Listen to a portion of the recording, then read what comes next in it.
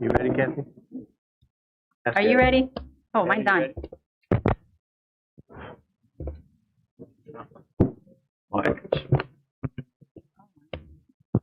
I'd like to call to order the meeting of the King George County School Board.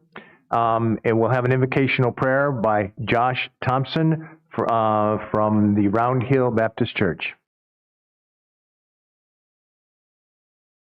Let us pray.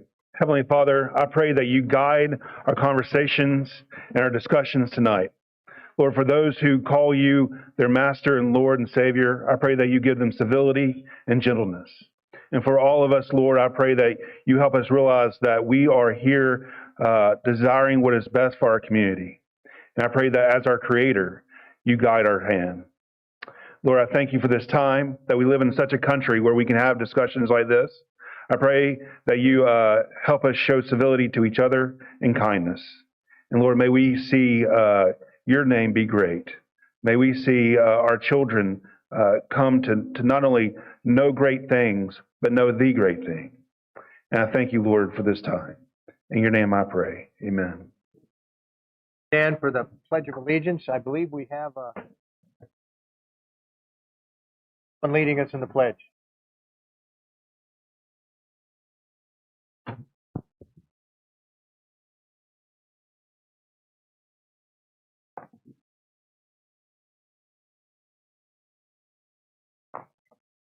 Beta Club from King George Middle School. I pledge allegiance to the flag of the United States of America, and to the republic for which it stands, one nation, under God, indivisible, with liberty and justice for all. Remain standing for a moment of silence.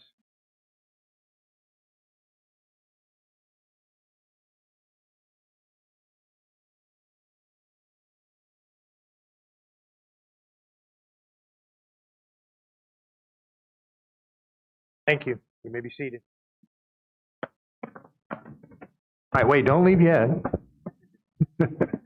Tell us a little bit about who you are. Beta Club promotes academic achievement, leadership, character, and service. Students must maintain honor roll with A's and B's, complete 10 service hours per year. Members participate in service projects and leadership workshops to develop skills that can help them take leadership roles in the future.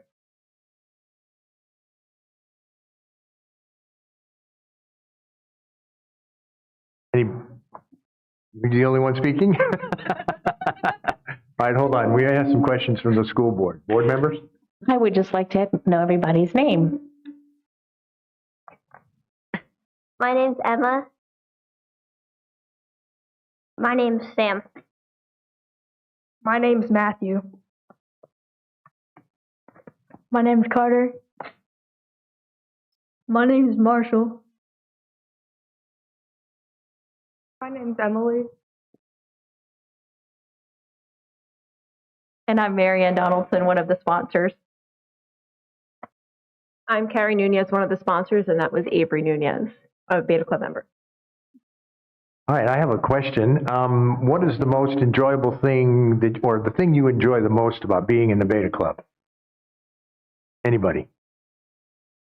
Probably doing all the activities and helping out others. Good. Can you name one of them?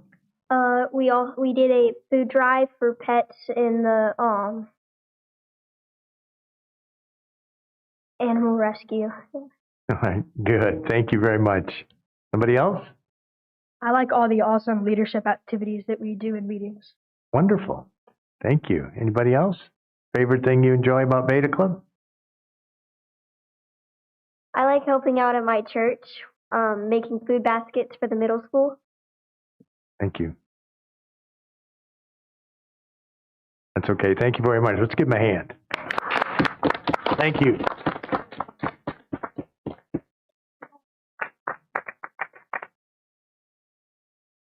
All right, I do want to introduce, before we go to public comment, because you'll see somebody that's new that's sitting up here, well, kind of new. Our student reps are Chad Brown with King George High School. Give him a hand. And Eric Silber? Yes. With the middle school. Give him a hand. All right, and they'll be making comments a little bit later, representing their two schools. All right, now we have public on employee comment, and if I'm going to say a few words, but if you haven't already signed up for a public comment, you can do so by coming up here and seeing Dr. Boyd or our clerk, if you'd like. And here are a few comments before coming up. If you wish to speak at public employee comment, please see the clerk, as I said. Public comment is a time for the community to present matters that they believe deserve the board's attention. Comments are one-way communication from the community member to the school board, and they are not a forum for dialogue or debate. The school board applies the following procedures to all speakers and does not discriminate based on the identity of the speaker, the content of the speech, or the viewpoint of the speaker. Comments should be presented in a courteous, respectful, and appropriate manner. A speech that causes disruption to the meeting, promotes private business ventures, or involves threats of any kind, involves intimidating language, or relates to a public office campaigns, or involves complaints identifying individual students or personal attacks of staff members is prohibited. So proper decorum, well, the members of the audience shall conduct themselves with proper decorum in the same manner as outlined above for the individual speakers, and shall not disrupt an open public meeting of the school board nor incite others to do so. At the discretion of the chair, any person violating the rules listed above may be asked to sit down or actually leave the board meeting. All right, when I recognize you, I'll say your name, and if you'd come up and then tell us whether you're a staff member, a student, a parent, community member, or what relationship you have to the school, or if you're your magisterial district, if you're a resident of King George. All right, the first one I have is, and again, 3 minutes, if I didn't already mention that. You have 3 minutes to speak. The first one is Sherman Davis.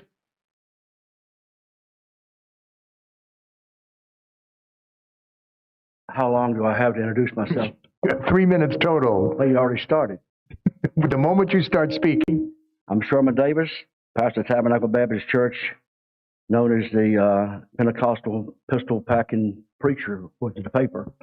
But that's not me. But anyway, Isaiah, the Bible says, woe unto them that call evil good, and good evil, that put darkness for light and light for darkness.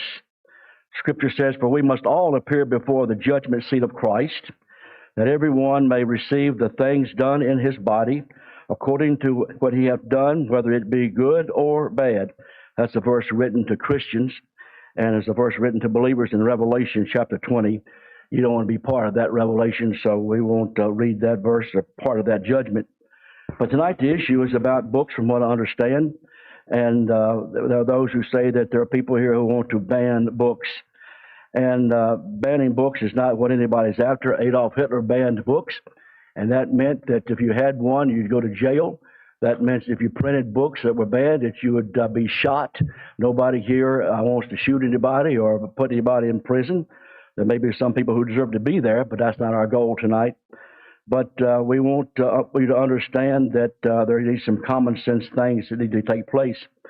And no one here is about banning books. That's a false information. That is a fake news. But there's a difference between banning books and not allowing something.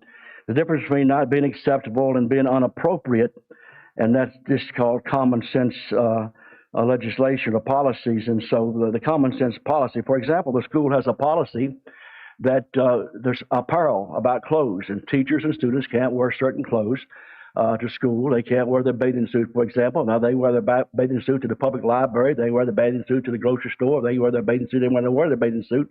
But in the schoolhouse, it's unacceptable. Bathing suits aren't banned. It's just unacceptable in school. They have a policy on peanut butter. And a certain peanut butter is not allowed in classrooms, I believe, as I've been told, or in certain areas of school, you can't have peanut butter. And so if you can't have peanut butter, the peanut butter is to protect children who have allergies. And so the peanut butter is not banned. You can eat peanut butter at home. You can eat peanut butter at the public library. You can eat peanut butter in the car. You can eat peanut butter anywhere you want to eat peanut butter. But you can't eat peanut butter in school. And so that is the fact that it's not banned, but it is against policy. It's not allowed. It's unacceptable. It's inappropriate. And so parents aren't allowed to tell their children that they can have peanut butter in school because they can't tell them that they can have peanut butter at home, but you can't have it in school. I just think we need some common sense rules about not peanut butter, but common sense rules about pornography and it is pornography, and so shouldn't be allowed. It's not appropriate. It's unacceptable. Just common sense policy that we already have in play. Thank you, Pastor Davis.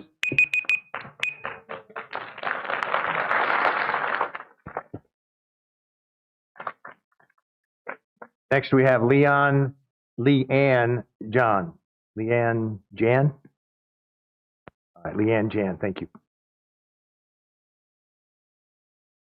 By the way, just so everybody knows, we won't start the clock until you start speaking, okay? Leanne Jan, Monroe District. I have nieces and a nephew in King George schools. I'm a taxpayer and a concerned citizen. I withdrew my children from Sealston this year, largely because of the issue of sexually explicit material available in our school libraries. And I'm alarmed at the level of support from members of the community for sexually explicit material in school, and especially from school system employees. M.A. Layden and the social costs of pornography found that adolescents are normalizing sexual abuse done to them because of pornographic exposure. Females are especially prone to the normalization of sexual promiscuity.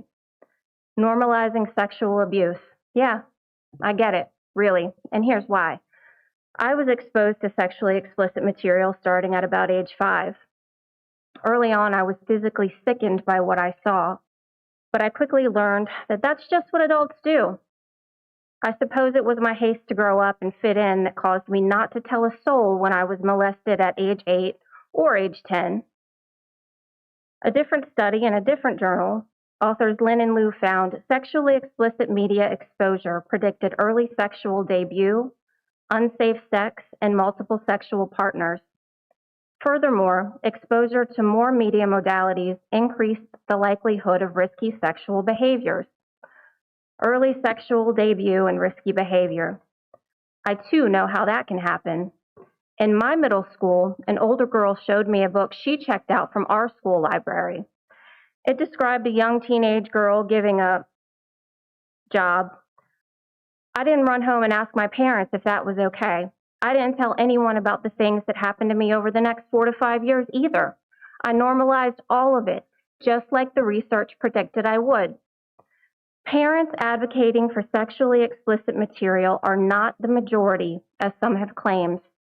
If this is truly about parental rights, those of you who want your children to read sexually explicit material, that's your business. Your rights are not being infringed upon by having these books taken out of our schools. Go buy them. Go check them out from Smoot. You can expose your child to whatever you'd like, including Playboy. And to that person who defended Playboy, I bet you didn't get that magazine from your school library. And to those who argue, but they can see worse online, I say to you, your child might be able to get cigarettes, drugs, alcohol somewhere. Should the school then also go ahead and supply those items? Where does this end? Thank you. Thank you.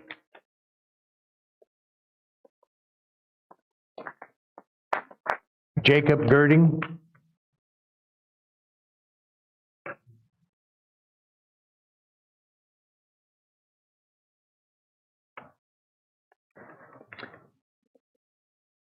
Good evening. My name is Jacob Girding. I'm the Advocacy Chair of the Maryland Association of School Librarians, an elementary school librarian in Maryland, and a taxpayer and resident of the Dahlgren District. I'm here to ask you that you rise to your responsibility as a board by protecting the rights of students and families to access constitutionally protected material. I took the time to read these books as far as my discernment on the issue. While they are not books I would choose to read for myself, they have value and deserve to be in the secondary school library collection. Their value has been upheld throughout the reconciliation process, and they have been in the library collection for what is likely well over a decade without incident. While I am not an attorney, I'm not providing legal advice. The last time I spoke with you, I told you about some precedents in case law, some of which you are bound by law to consider. Both the U.S. and Virginia Supreme Courts issued binding opinions in Virginia versus American Booksellers Association addressing an important issue. It says if a book has serious literary, artistic, political, or scientific value for a legitimate minority of normal older adolescents, then it cannot be said to lack such value for an entire class of juveniles taken as a whole.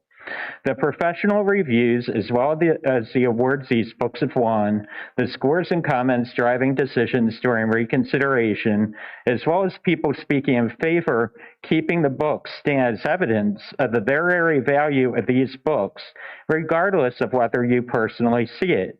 They are not obscene, pornographic, or harmful to minors under any legal definition in Virginia law. Please be assured that I will be monitoring the situation related to changes in procedures for procuring school library materials. Should any of these appear to have content or viewpoint-based motivations that sit outside of the law, that is another issue that will be addressed. At the core of this issue is the freedom of students and families to receive information through books, not whether or not we agree or disagree with the information within. Will King George County School Board do the right thing and keep the books available as they are legally obligated to do? Or will someone in Richmond be making the ultimate decision on this issue? Thank you.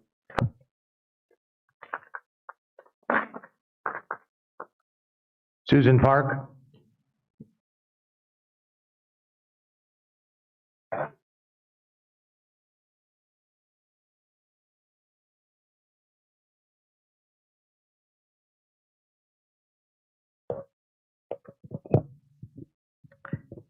Thank you to the school board and to Dr. Boyd for the opportunity to speak this evening. My name is Susan Park. I have 2 children in the King George County Schools. I believe the people bringing the book challenges are generally motivated by positive impulses. They want to protect children from so-called inappropriate or offensive topics, and that's a commendable motivation. However, the problem is that the definition of inappropriate or offensive differs from person to person. And so we have to go back to who should decide what books are appropriate or inappropriate for a student to read. And I believe that should be the parents. Librarians and staff follow professional and state guidelines, and they have the background, education, and credentials to select books for the library. That's their job, and I trust them to perform their jobs. And in addition, I, as a parent, have the right to say yes or no to my child accessing the materials that are available. And that's the process we currently have in the library. But now an individual wants to override that process. That person is saying, who has no children in the schools, is saying parents don't have the right to decide what their children can or cannot read. She's saying she has the right to decide what my kids can read. Just because she doesn't like a book, she's going to prevent all the students in King George from reading that book. She's attempting to ban books simply because she dislikes them. And that type of censorship violates the First Amendment because it deprives students of the right to receive information and ideas. The books under discussion for tonight are Sold by Patricia McCormick and TTFN by Lauren Miracle. Sold tells the story of a Nepalese girl who is trafficked and the horrific experiences she lives through until she is rescued. Even in the midst of a terrible situation, Lakshmi is able to make friends and survive, and she even learns English. TTFN is the story of 3 teen girls, close friends, who deal with everyday experiences, and because of their friendship, they get through things that are tough. The central point to both books is that people can survive and eventually thrive, even in the face of the most appalling tragedies, and I think that's a positive message. Taking away the books that show young people struggling and dealing with those struggles means taking away a window into life-changing experiences that allow us to see each other more clearly and deepen our empathy for our fellow human beings. These stories tell students who are struggling, you are not alone. And people who want to take away these books are saying to these kids, yes, you are. Freedom to read is the closest thing we have to freedom to think, and no one has that right to take that freedom away. Thank you.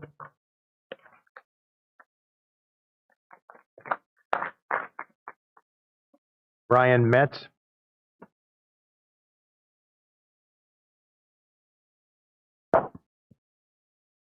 Thank you. Brian Metz, parent, Monroe District. Yeah, just be sure to adjust the microphone every time everybody comes up.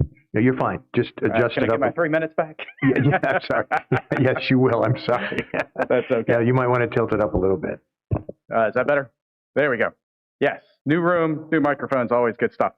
So I do have a very serious question, and I know that this is not a dialogue, but where is our lawyer, right? This could not be more important critical juncture in the future of King George schools than tonight. That is a very serious question that I do ask. You are all constitutional officers, and I would like to point out, there are a lot of brave folks in this auditorium tonight. You must defend those who are not brave. You have to defend the weak, the meek, just as you defend the privileged. Some will proclaim, well, then let the parents provide that material. That's a statement of privilege, right? I might be able to provide that for my child, but think about single parent, 2 jobs, couple of children in school. The school library is the resource for those parents, probably for their entire school career. Your job tonight is really important. You need to separate beliefs from truths. You're going to hear a lot of people get up here tonight and tell you what they believe. Truth. In 1975, school district versus PICO. Take out your number 2 pencil, write this down. This will be a quiz later. PICO, P-I-C-O. In that case, a group of concerned parents had a school district remove several books described as filth, anti-Christian, even anti-American. It was settled at the Supreme Court in 1982. It was very clear. The case actually split a little bit. It did split hairs on this. What they ruled was you cannot take them out of the library. You as a school board have the authority to set curriculum. You can take the book out of the curriculum. Libraries are a lot broader than curriculum.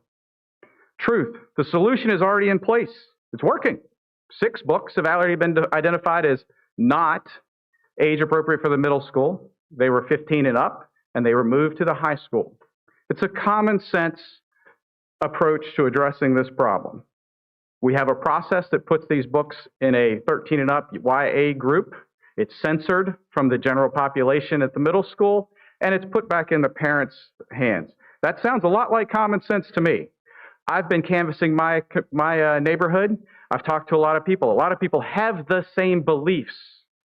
Hey, this paragraph is filth. Okay, let's talk about the process we go through. When I describe what the school is actually doing, they're usually like, well, why are we even still talking about this? That's a pretty good compromise. It's not great. Maybe I don't like that book, but that gives me the authority to adjust that. We want compromise. That's the environment we want in our school. At the end of the meeting last time, we talked a little bit about, you, the board, talked about the environment we want to approach. We want to have an environment of compromise. We want to defend the people that can't defend themselves, and we want to speak for the people that won't come speak at this meeting. Thank you. Thank you. Sydney Simmons.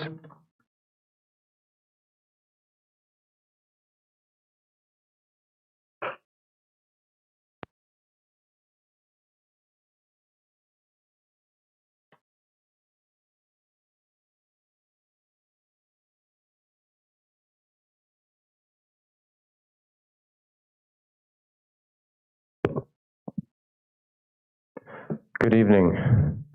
I've come to speak about the book ban. I believe that these books are peepholes. They're little windows into the experience that I cannot experience on my own accord due to my upbringing. I am a man. I've been raised in a nice income. I can walk down the street perfectly fine. I can wear what I'd like without getting attacked for what I'm wearing.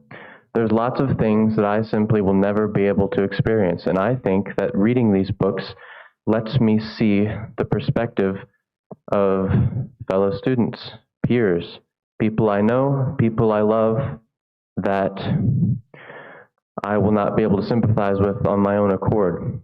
I think that these books, one argument is that it is pornography, that it is dirty. I don't hear the general consensus of my peers saying that it's pornography.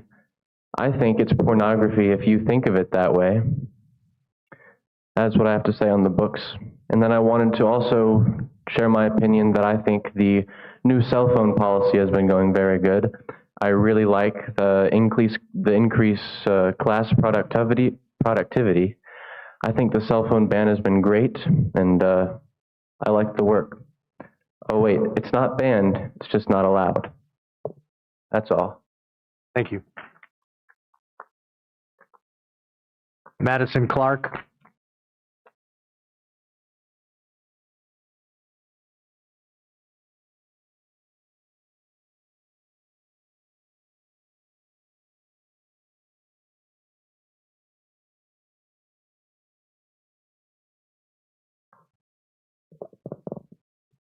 My name is Madison Clark. I'm a student in King George High School, and I'm in the Dahlgren District.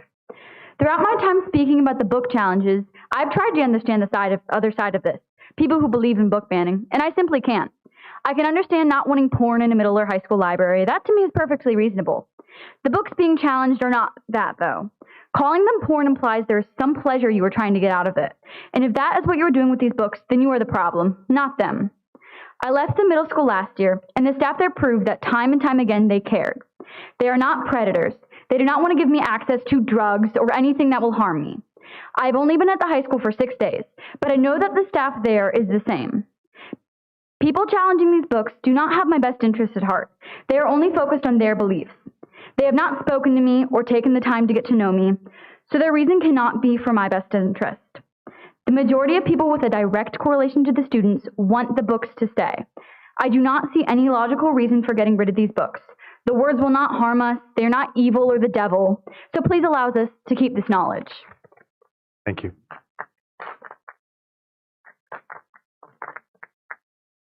Kayla Posey.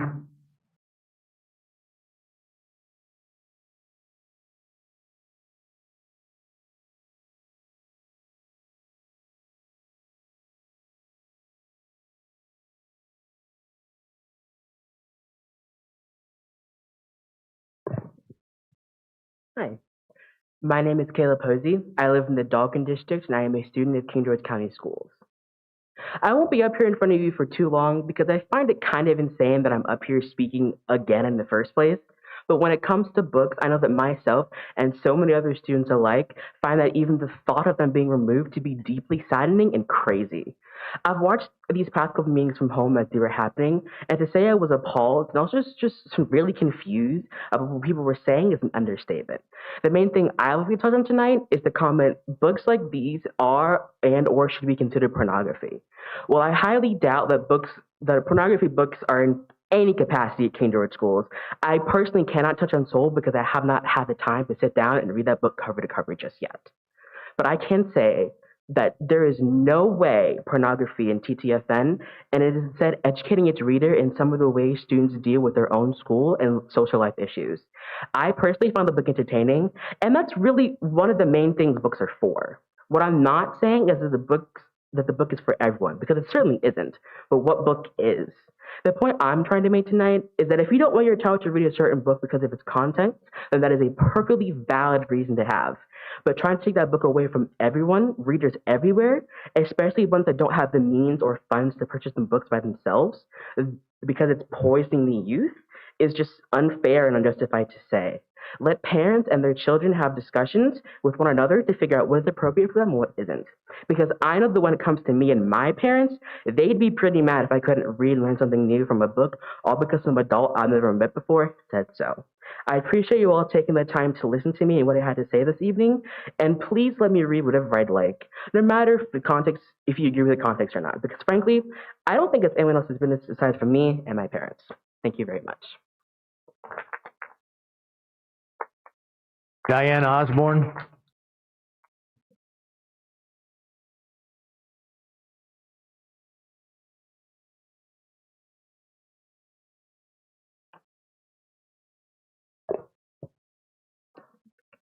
Thank you. I'm Diana Osborne from Dahlgren District. I've had 4 children and went through 13 years of this great school system, and I thank you all very much for that.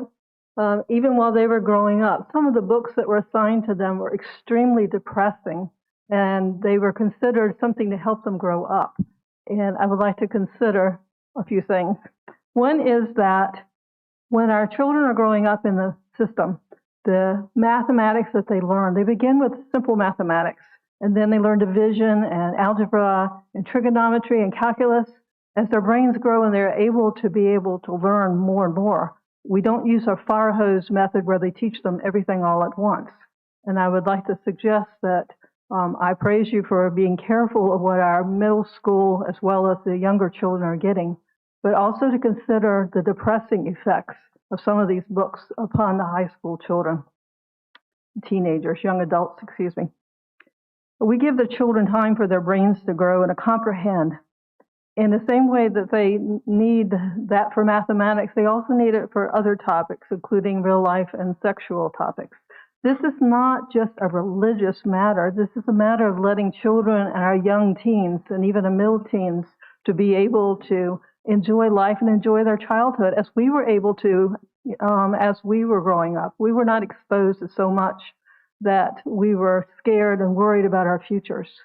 And so I would like for you to please consider that as you're deciding what to do with the books, and as you're wisely deciding which books are going to be available to all and which will be available to only some. Thank you very much. Thank you.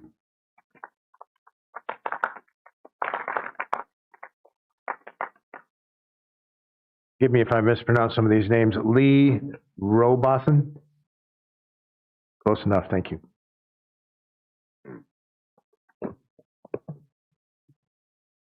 Good evening, members of the board. My name is Lee Robotham. I reside in the James Madison District. I'm a taxpayer and a father. Dr. Boyd, you addressed this community and said, quote, "We need to determine what is in the best interest of our community and our children.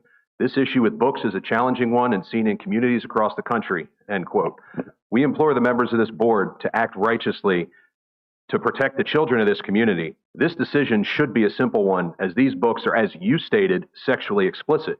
While King George Public School library selection process states that, quote, "School libraries are viewed as places for voluntary inquiry, library materials must be treated differently from instructional materials used in the classroom," end quote.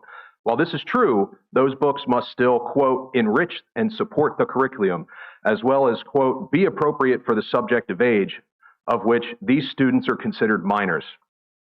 If a parent or guardian of the radical groups promoting this indoctrination agenda want their child to read sexually explicit material, that is a decision between the parent and child within their home, not at school.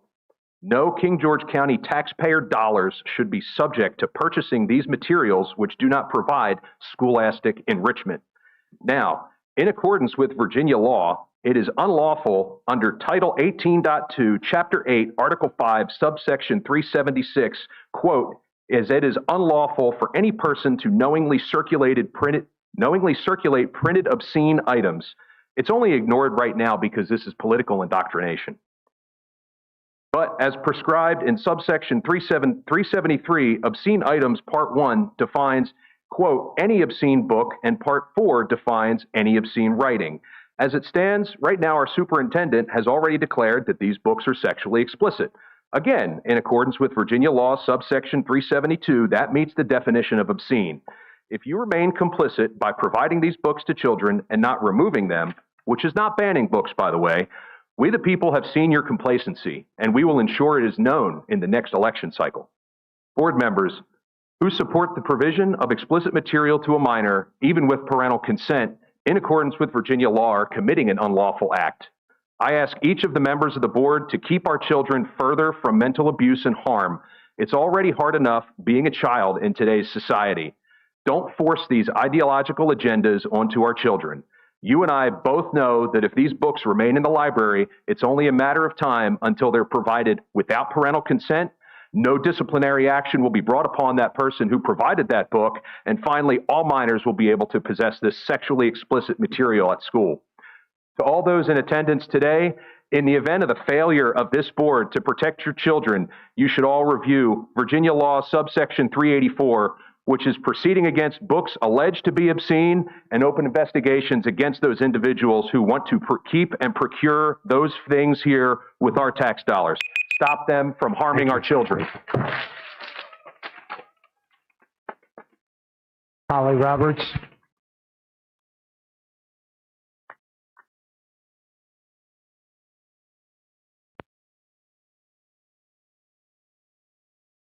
Holly Roberts, James Madison District. I'm a taxpayer, so my money buys dirty books for the schools.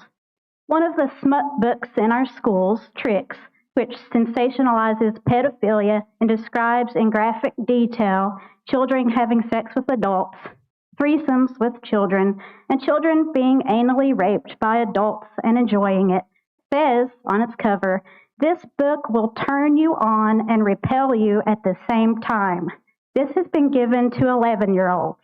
This is the compromise that we're told we should be okay with, to compromise the children. Is smut the high-quality educational material we're paying for now? Our money is being used to buy filth when it could be used for better things. The educational benefit better far outweigh the risks that you're assuming. Giving children sexually explicit materials is a form of grooming. If you desensitize them to vile sex acts and put trash in their minds now, don't expect that to come out as treasure later. As educators, you know that what children learn now shapes their attitudes and beliefs the rest of their lives. At the school board meeting on August 5th, an employee of King George County Schools, who stated that she also worked in the school library, actually defended giving Playboy to the children. She thinks this is totally okay. But this is how far the radical left is willing to go.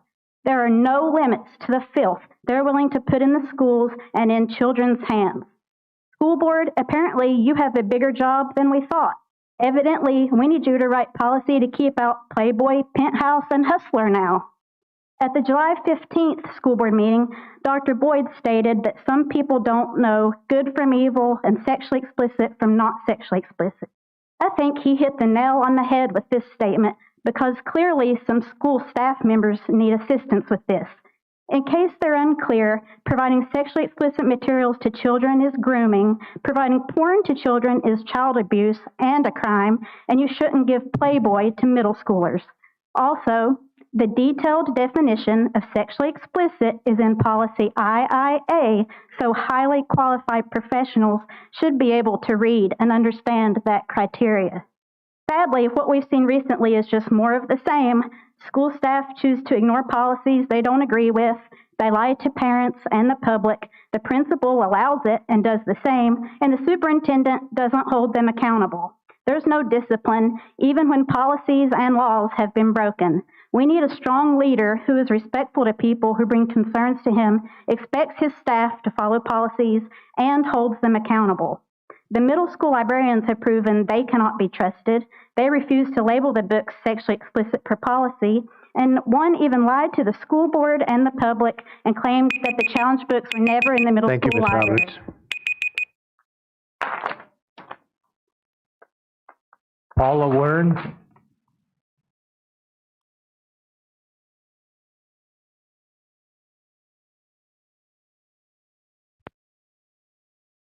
Hi, my name's Paula Warma, and I'm in the Dahlgren District, and just a resident citizen.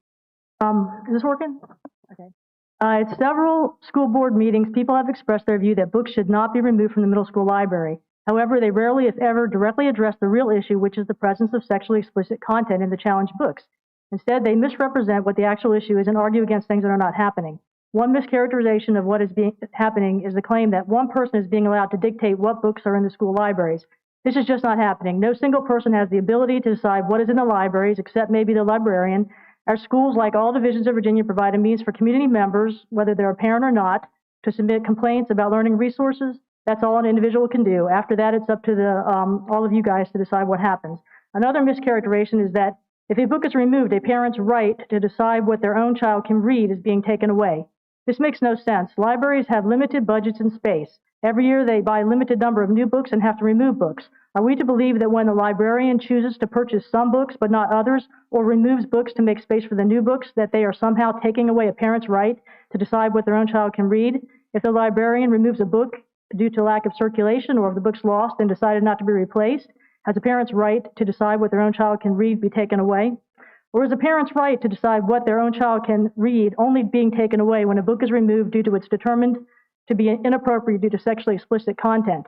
Sexually explicit content that is so egregious that when excerpts were read out loud at a school board meeting, the public comment section of the meeting cannot be posted on the county's YouTube channel. Content so egregious that when excerpts were read, even many of those apparently who do not want any books removed from the library were offended and scolded the people who read them. So egregious that if a teacher read the books out loud in the classroom, that would be a problem. A content so egregious that if anyone took these books to a playground and read them to children, they would be arrested. Such is the sexually explicit content found in the 2 books that are being voted on tonight. I respectfully ask that the school board members vote to remove these 2 books from the middle school library. Regardless, I will respect the school board members and their decision, even if I do not agree with it, and I respectfully ask that all community members do the same. Thank you. Thank you. Yolanda Williams.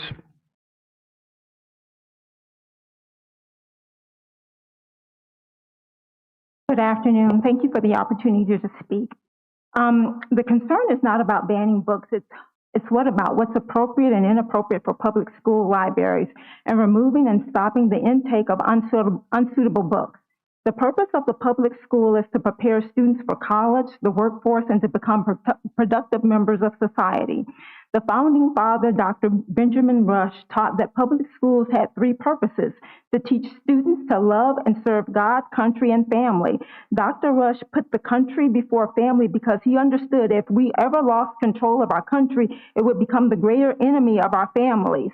The founder of Operation Underground Railroad Rescue, America's largest nonprofit organization fighting for human trafficking, stated, "It is estimated that over 200,000 children in the United States are being exploited in the commercial sex trade, and the numbers are growing. The greatest population of children sex offenders live in the United States. This can be anyone, including the highest corporations and government officials. There's no profile that identifies these individuals." Their question is that, there is no question that the people who are taking part in this activity are in the highest levels of corporations and government. The pressure is to protect themselves and not to let to protect themselves and others by not letting this become a big deal and neutralizing the topic. One way of neutralizing the topic is to teach small children sex education. If adults are heard talking or seen showing sexual designs or pictures to children, it's illegal. But if teachers do it, it's legal and healthy. And to question their gender by showing porn, consistently presenting textbooks and images with sexualizing children, desensitizing boys to make them sex addicts, pedophiles, dysfunctional husbands, and to teach girls to promote it. Children will become victims as well as predators. Reference the American First Policy Institution. 50 billion. That's the number of children enrolled in kindergarten through 12th grade in American public schools. Roughly 82%, that's the percentage of public school funding that comes from local property taxes, according to the Department of Education. With that said, parents should have the right to shape their children's school curriculum. The United States is facing a literacy crisis, with many children lacking adequate reading skills. In 2022 to 2023, about 40% of students in the United States were unable to read at the basic level, and almost 70% of lower income 4th graders were in the same situation. In 2021 through 2022 school year. Thank you. Thank you.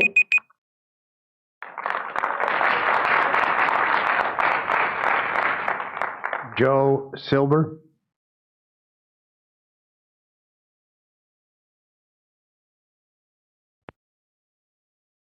Good evening. My name is Joe Silber. I am a parent and a taxpayer in the James Monroe District.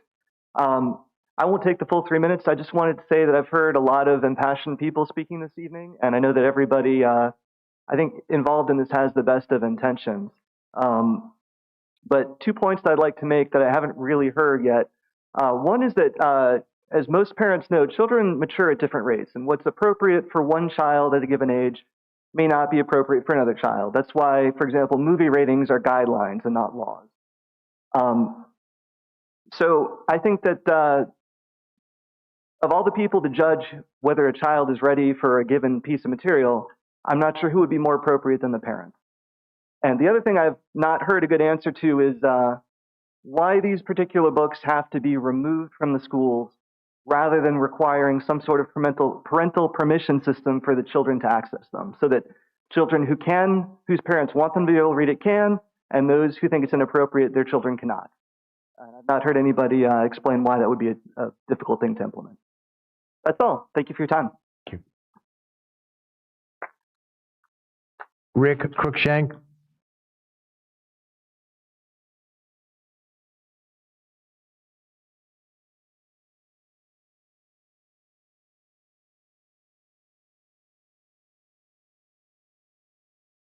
Rick Cruikshank from the Shiloh District. The fear of the Lord is the beginning of knowledge, but fools despise wisdom and instruction, according to Proverbs 1:7. For those who are born again, this verse lays a worthy foundation for all critical thinking.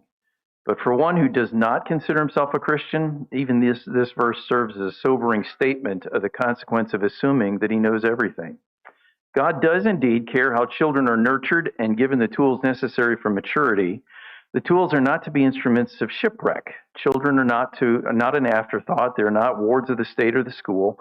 Psalm 127 teaches that children are an assignment from which every parent will give an account to God.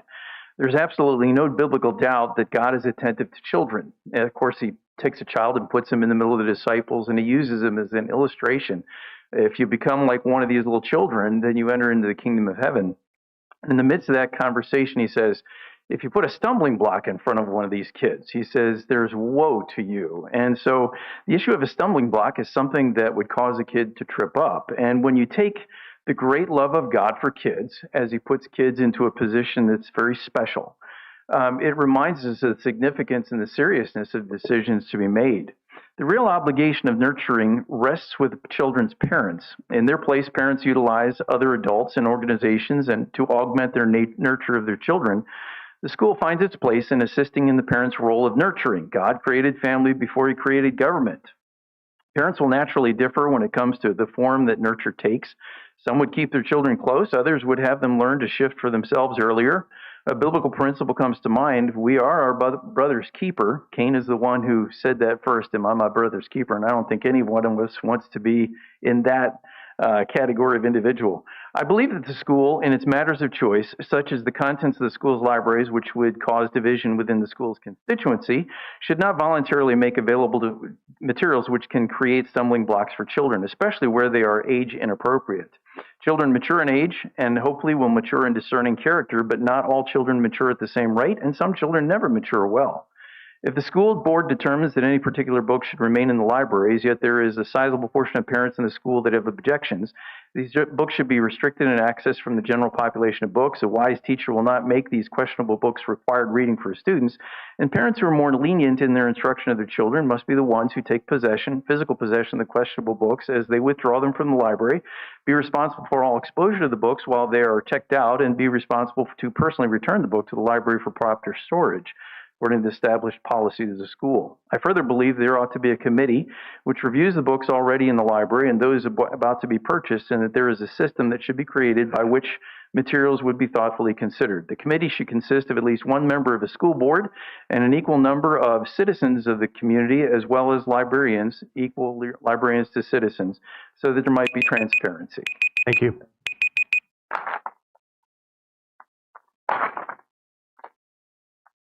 Sorry, I don't know if I can read this. Wyatt,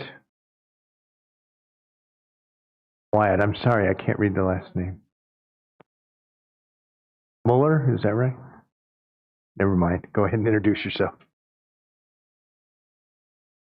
My name is Wyatt Muller, and I'm a senior at King George High School, and hopefully soon a college student. Good evening, members of the school board. Thank you for the opportunity to speak today about the current cell phone policy and its potential impact on students' rights, privacy, and educational experience. Firstly, I'd like to discuss student First Amendment rights. The Supreme Court in Tinker v. Des Moines held that students do not shed their constitutional rights to freedom of speech or expression at the schoolhouse gate. The current policy states, all use of portable communications device shall be prohibited to prevent disruption of the educational environment. This blanket prohibition may be overly restrictive as it does not consider non-disruptive uses of cell phones, such as educational apps or academic communication. I propose that the policy may be amended to allow cell phone use for educational purposes with teacher approval, ensuring that it does not disrupt the learning environment. The issue of privacy is equally important. The Supreme Court in New Jersey versus TLO established that students have a legitimate expectation of privacy in their personal belongings, and that any searches must be reasonable in scope and based on reasonable suspicion. The current policy allows for searches of students' phones, stating school officials may search a student's personal device whether the official has reasonable suspicion to believe that the student's personal device, whenever the official has reasonable suspicion to believe that the student has violated or is about to violate a law or school rule. While maintaining order is important, this provision could infringe on students' privacy if searches were conducted without clear justification. To align with TLO, I recommend implementing specific guidelines for searches, ensuring that they are conducted only with reasonable suspicion with the respect for students' privacy. Next, let's address the overly broad nature of the restrictions.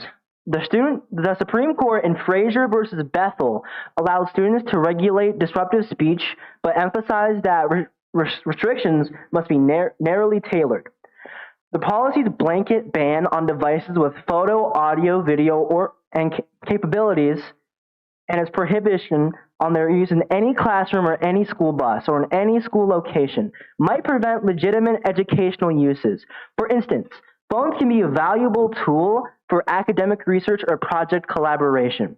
Or a more targeted approach could differentiate between disruptive behavior and legitimate educational uses, allowing phones to be used for specific academic with teacher consent. In summary, while the current cell phone policy aims to create a focused learning environment, it could benefit from revisions that better balance this need for order with students' constitutional rights and educational needs.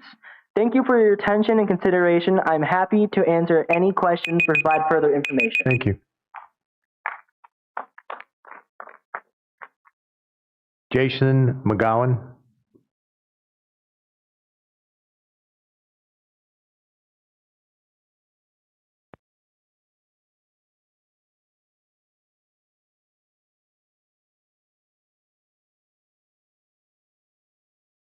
Jason McGowan. I am a parent resident of the Shiloh District. Here, I was actually going to talk on a few things real quick, what Wyatt just had to say, but I was listening to other people talk about books and inappropriate books, and the content of books.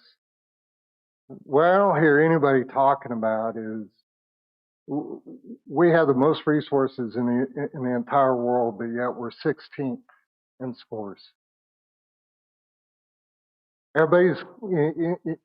People are getting concerned about, well, we have a right to have this. Well, it's not. I agree. That's fake news. Book banning. I mean, you could easily put the book in the public library and put a card in the school library and say, hey, if you want to access this book, it's in the public library. That's not book banning. Why don't we focus a little more on getting the standards up for the kids rather than focusing on, I'm going to keep a watch on you for constitutional violations of pornographic stuff in the high school. I completely agree. There should be no books banned. That's why we have a public library. You have access to it, and it's free or at a very low cost. Going to what Wyatt was saying, so I'm a retired law enforcement officer, and I was reading your policy on drug testing and searches of cell phones. I have extensive background on this, what reasonable suspicion is, what it can get you, what it can't get you. Clearly, if you guys talk to a lawyer, you probably need a firearm if they guided you on that. Reasonable suspicion only gets you a cursory search of some things. You can't force a student to take a drug test because you think they might be using drugs. Now, I applaud the board what you're trying to do, but there's reasonable things you can do. If you think a student is using drugs, get a school resource officer or a sheriff's deputy that's schooled in searches, and they know what to do. I wouldn't have a teacher do that. And secondly, on the cell phone search, same thing. I wouldn't have staff start searching stuff. You're putting yourself at a big, big, big risk. Liability. Thank you. Thank you. Madeline Perotti.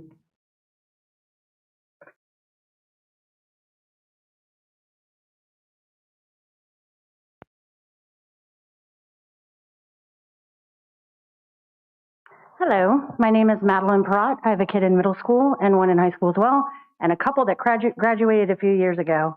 So I'm speaking to you tonight as a parent, but also as a professional. I work for the Military and Human Resources with a specialty in sexual assault victims advocacy and suicide prevention, and I've been very disturbed over what I've been hearing the past couple of meetings. A shocking number of books being discussed for banning, including sold, advise children of the dangers of grooming, sex trafficking, and rape incest.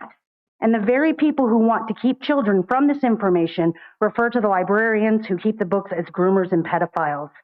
I wanted to weigh in on that as someone in the field. Groomers generally do not give children books that illustrate what they are doing is wrong. And getting a college degree to groom and mistreat is a lot more effort than most pedophiles generally want to put in. I am not saying that there are no predators in school, but I would be surprised to see any peddling books that tell children what to look out for. Most are content running youth groups and waiting for the uneducated on the topic, isolated, and lonely or neglected kids to come around. What are we solving by banning books? And I do use the word banning purposely. There was a compromise, one that I don't personally believe in. However, I at least understood it. Here is my plea. Talk to your children. Tell them about human trafficking. Talk to them about both the beauty and the dangers in this world. Love them. Protect them from actual harm, not books. My honest hope is one day there won't be any more victims to advocate for. What I have heard tonight is people concerned about sexual assault and grooming. And for those of you actually interested in helping kids, instead of this lazy and ineffective attempt, the Rappahannock Council Against Sexual Assault is always looking for volunteer advocates. I'll go ahead and let them know about the deluge of calls they are about to get. Thank you so much for your time. Thank you.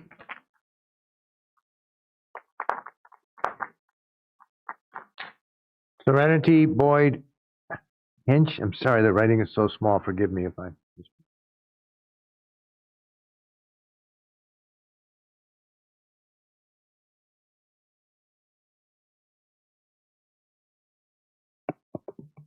Good evening. I come to you as a King George parent and one of those kids whose parents let me read what I was ready for.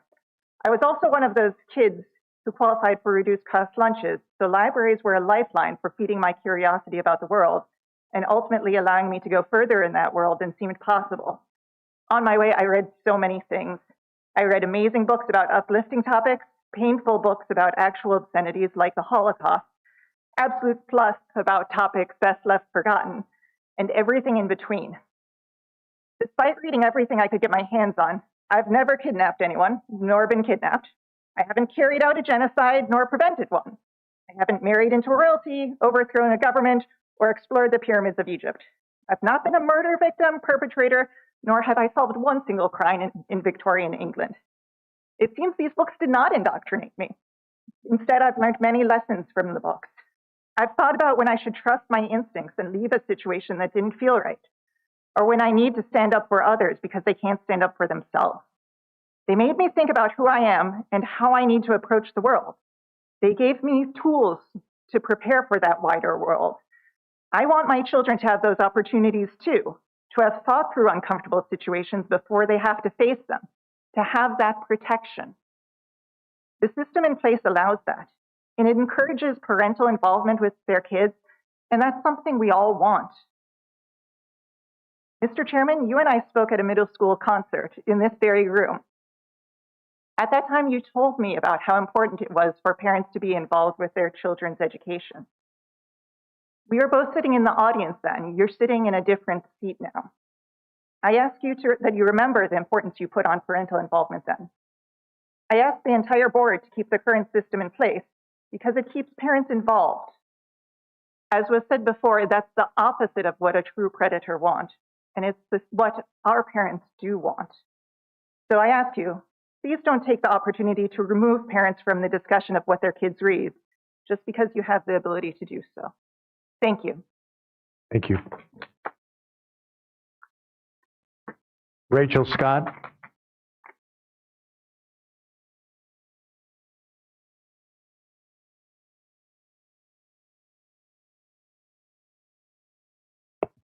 My name is Rachel Scott, Shiloh District. I have 2 kids at King George Elementary. I'm here today to ask the school board to remove sexually explicit books from the school library and to create policy that would make it harder for sexually explicit books to be put on the school library shelves at all.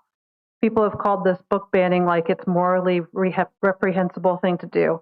It isn't. It is using discernment and protecting children from early and unnecessary exposure at school to harmful normalization of destructive sexual activity. Proverbs 22:6 says, "Train up a child in the way he should go, and when he is old, he will not depart from it." Thank you. Bill Davis.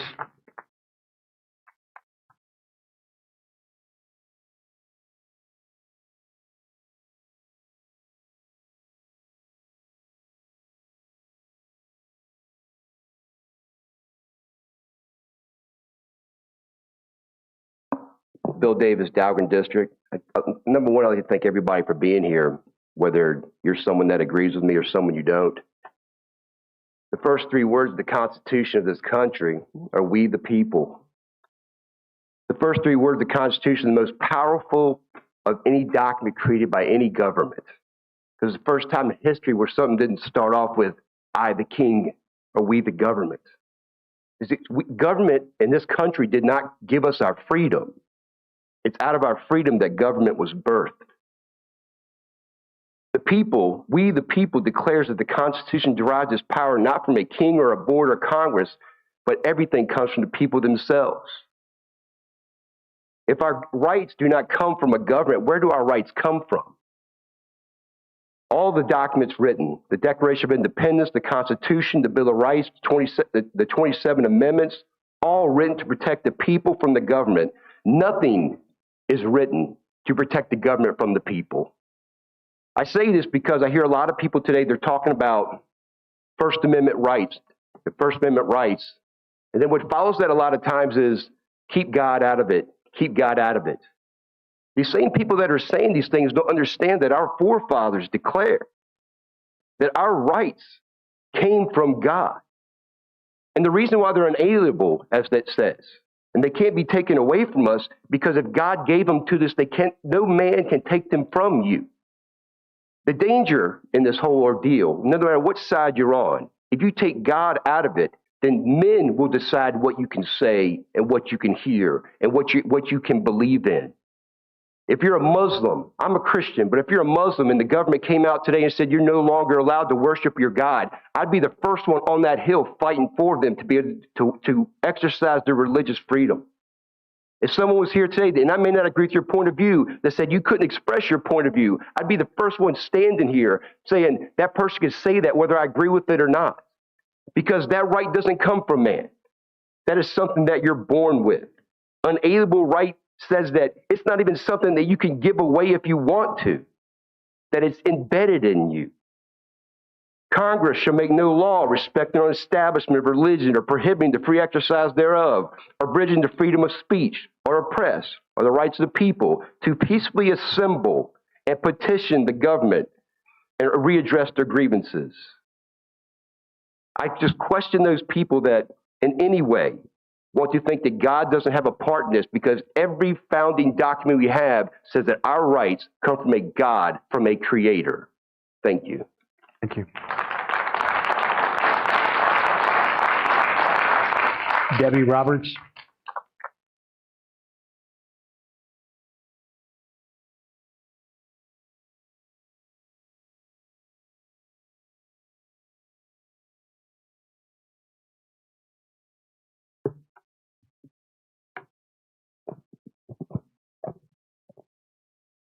Good evening. I'm Deborah Roberts from the Madison District. I'm an educator and a taxpayer. There are millions of excellent books in the world that are wonderful windows into another life that we can read. And then there are the other books that are sexually explicit that don't belong in our schools. The two books that we are focusing on primarily tonight are the latter. Number one, these two books lack educational value. We have limited money to use on educational resources, and we need to use it wisely. Number two, the two books mentioned tonight do not meet community standards. Not one person in this room wants me to get up here and read excerpts from those books tonight. And why? Because they are offensive. They're offensive to you, and they're offensive to me, and they do not belong in our public school library. The language contained in these books cannot be printed on a t-shirt and worn to school, not by the students, not by the teachers. The words in these books cannot be read out loud in the emergency room at Mary Washington Hospital under threat of not being treated for whatever emergency you came in. These books cannot be taken into our jails or prisons. Inmates would be punished. Employees would lose their jobs. Our community has standards set against the very obscene language that is contained in these books for adults. So how can we possibly claim merit of these books for our children? We need to be reasonable. Nobody wants to remove any parental rights. Parents have all the rights they want to give their children whatever books they care for. But this is our public school. This is our educational system, and we need to guard it and protect it. Thank you. Thank you. Jim Roberts.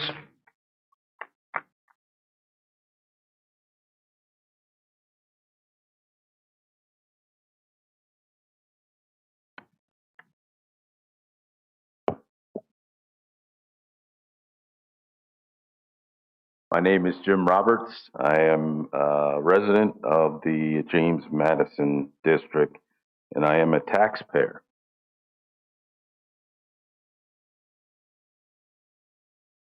The books in the library, by policy in King George, are considered instructional materials.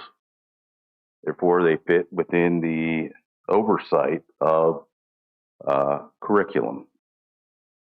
And so the judgment then that needs to be made when we purchase these books and give them to our children is how do they contribute to meeting our educational requirements. And what you're being asked to do today is to look at these two books and explain to us how these two books meet the educational requirements of the King George County School District. I don't see it. The content of these instructional materials has been placed in these documents intentionally by the author. These characters were created by the author to state exactly what the author intended. There's no chance here. There's no randomness. It's purposeful, just as your decision needs to be purposeful. The librarians intentionally selected these books. It wasn't random. In fact, they tried to justify that through the process of review when they were brought up. So this is not by chance either. The principal of the middle school endorsed these books. Intentional.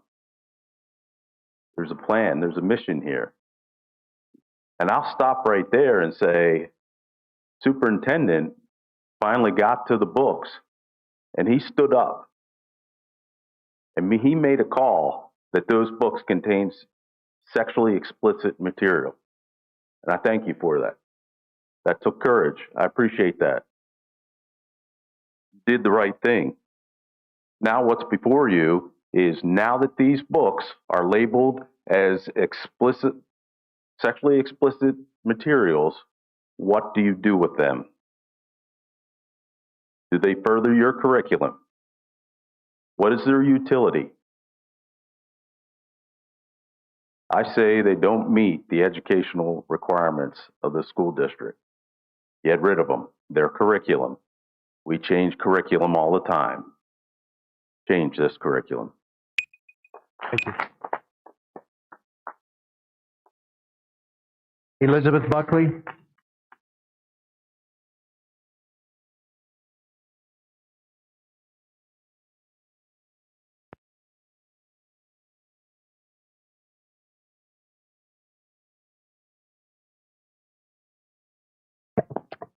Hi, I'm Elizabeth Buckley. I vote here at the middle school. I can never remember what district I go to. It's one of those M1s.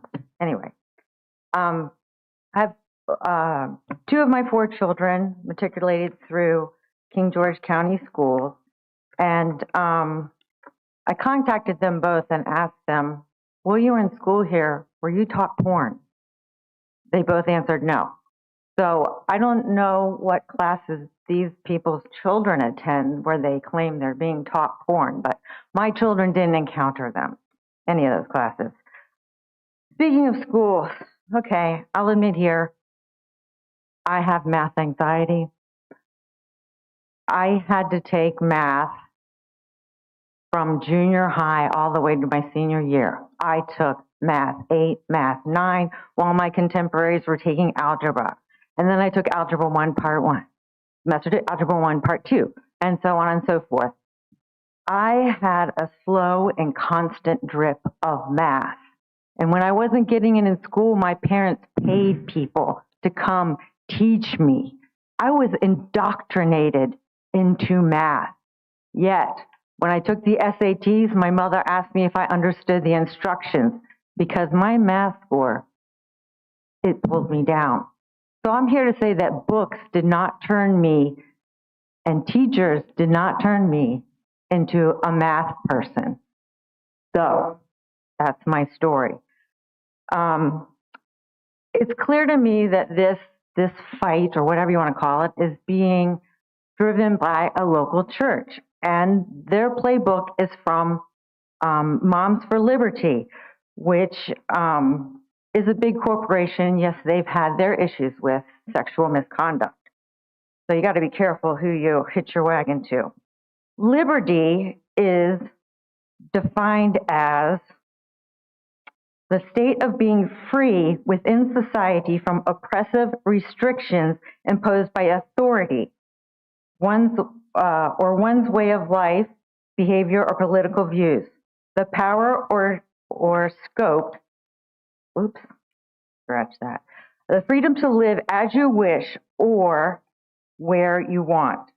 I've read a few of these books, and yes, they can be alarming. I don't even read romance novels, so there you go. But I'm hearing a lot of hyperbole, and I'd like to mention that these books aren't required reading. They're there for the children if they choose to. And as of this moment, no parent in the middle school has gone through the process of trying to prevent their children from checking out these books. So that's all I have to say. Thank you. Kathy Romaine.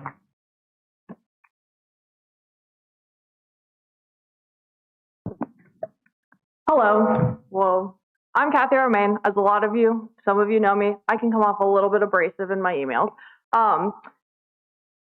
So some people don't know the current policy for these books is that they are behind lock and key in one way, shape, or form, and parents do have to be informed if their child wants to check out this book. But who are we holding accountable to make sure that's being followed? Because it's been as clear as day since Jesse has been here that there's no accountability taken.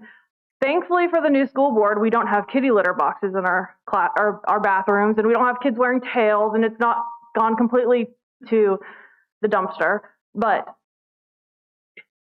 like we have a huge accountability problem and a sexually explicit problem. We have enough issues with our teachers bringing sexually explicit stuff to school. So for them to hold accountable another teacher who allowed the books to come into school to be the person that's monitoring this, I think it's just like not common sense. You don't have someone who's allowed this to continue monitoring this. I definitely think that the book should be taken out of the school. I think that you guys do have something major to deal with because you're going to piss off a lot of people either way which you go.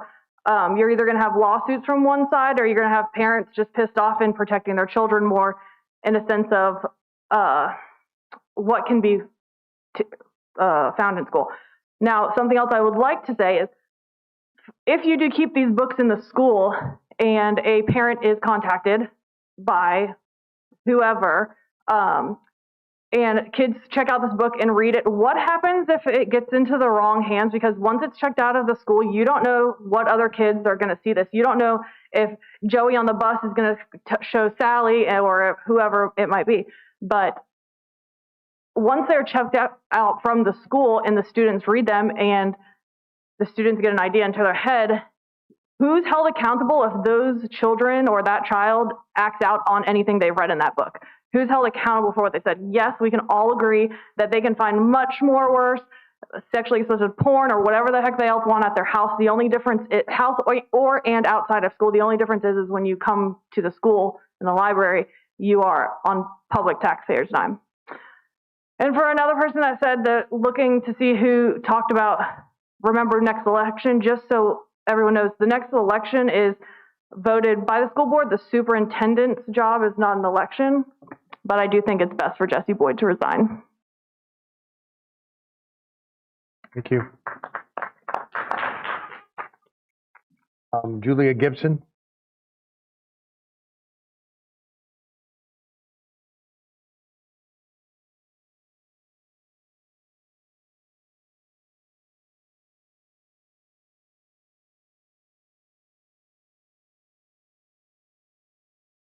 Julie Gibson, Monroe District taxpayer, and I want to start off by saying I am not one of the Moms for Liberty. I'm not associated with that organization.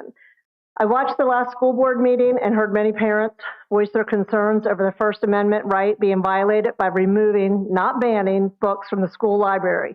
It's funny, the chair started the public speaking by censoring speakers to what was allowed to be said concerning language and uncomfortable content, which was actually the subject of the discussion.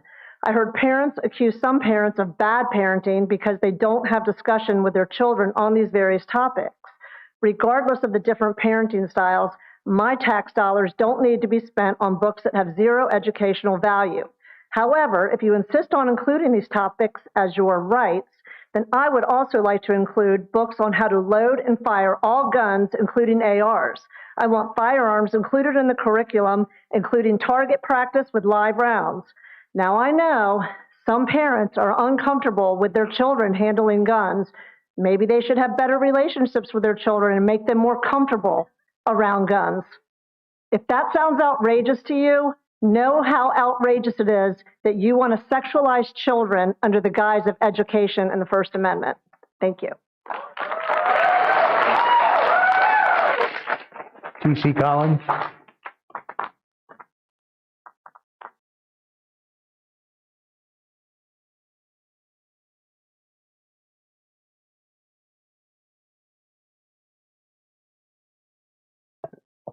Mr. Chair, members of the board, student reps, Dr. Benson, Madam Clerk. Dr. Boyd. Did I say Dr. Boyd? Said Benson. Oh, I'm so sorry. So sorry. I come before you as a resident of King George. I watched all the school board meetings and I've watched this discussion play out. I've read the policies. I question what educational, now we're here for an appeal, not for a book ban. That'll probably be next month, the book ban. But this week we're here for 2 books and the appeal process. So, from what I have read of these books, and I've been a former state trooper, sheriff's deputy, correctional officer, school board member, board of supervisors member, and I've met these predators, by the way. You might have one here in the audience. But those books were uncomfortable for me, so I don't know what educational value these books can have for our youth. Now I'm going to speak as a Christian. So I do get very sick and tired of people villainizing people for their Christian beliefs. I hear it at the meetings. I've heard it at this meeting. There is a fight for good and evil. And this is the fight for good and evil. And we must stand up for what is good. Churches aren't made, they're made for sinners. Everybody in this room is a sinner. But we all need to repent and go forward and do this right. Someone spoke about the moral fabric of our community. Well, I'm out and about in this community. I can tell you that the moral fabric of this community is not to have these 2 books in any library in King George County Schools. Thank you for your time, and sorry, Dr. Boyd. Thank you.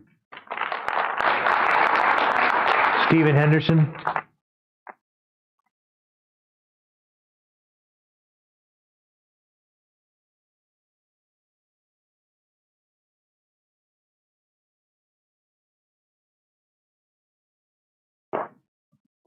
Yes, my name is Steve Henderson. I am from the James Madison District.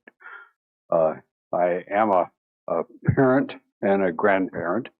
And what I would add to this is that I have seen the hardships, both from family, from friends, where they have had children have gone sideways because their minds were not shaped properly for sexual understanding.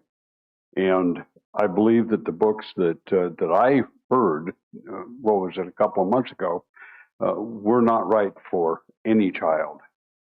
You know, if you're an adult, go to the library and get them, go to the bookstore, buy one. But they shouldn't be here for just any child to be pulling off the shelf and to read those. It damages their psyche ahead of time. They and I'm even thinking of a situation now where somebody, a dear friend, that is suffering because of a husband who is, into sexually explicit material, and it's damaging the family, damaging the children. And I think that we need to be wise at what we allow in the library. Don't ban books, but there are books that shouldn't be on the shelf. Thank you. Thank you. In the school board meeting on August 5th, I felt compelled to come and speak to all of you. My first thought was to come here and read out loud a small portion of one of these books, but I was ashamed to even be reading it silently to myself. And from what you said at the beginning of this meeting, I wouldn't be allowed to read that pornography here. But it's okay for our kids to read it at school.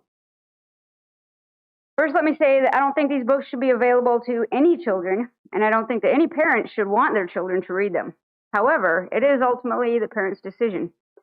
This is not anyone trying to ban or burn books. We're not saying no one should have the right to read them. We're not removing books from libraries. This is about school libraries. So if any parents out there want their children to read these books, go to the public library, check them out, and let them be read in your home. But what you're trying to do is make them available to other people's children. Lastly, I heard a reference to the idea that when we think about minors, we must think about the age of the oldest minors that we serve in a place. I wholeheartedly disagree. We should be concerned for all children, but our utmost concern should be for the youngest child, whose mind could be perverted by the disgusting, detailed descriptions of rape and molestation, and the parents in the book telling their child that it's okay and that there was nothing wrong with what happened to them. Yes, child trafficking, rape, and child molestation are real, But these things can be discussed with children without detailed description and the worst of profanity. And children should be taught that not only is it wrong, but it's against the law. I pray that you will make the right decision for the children, not for the parents that feel like their rights are being taken away. Thank you. Thank you. Rachel Anderson.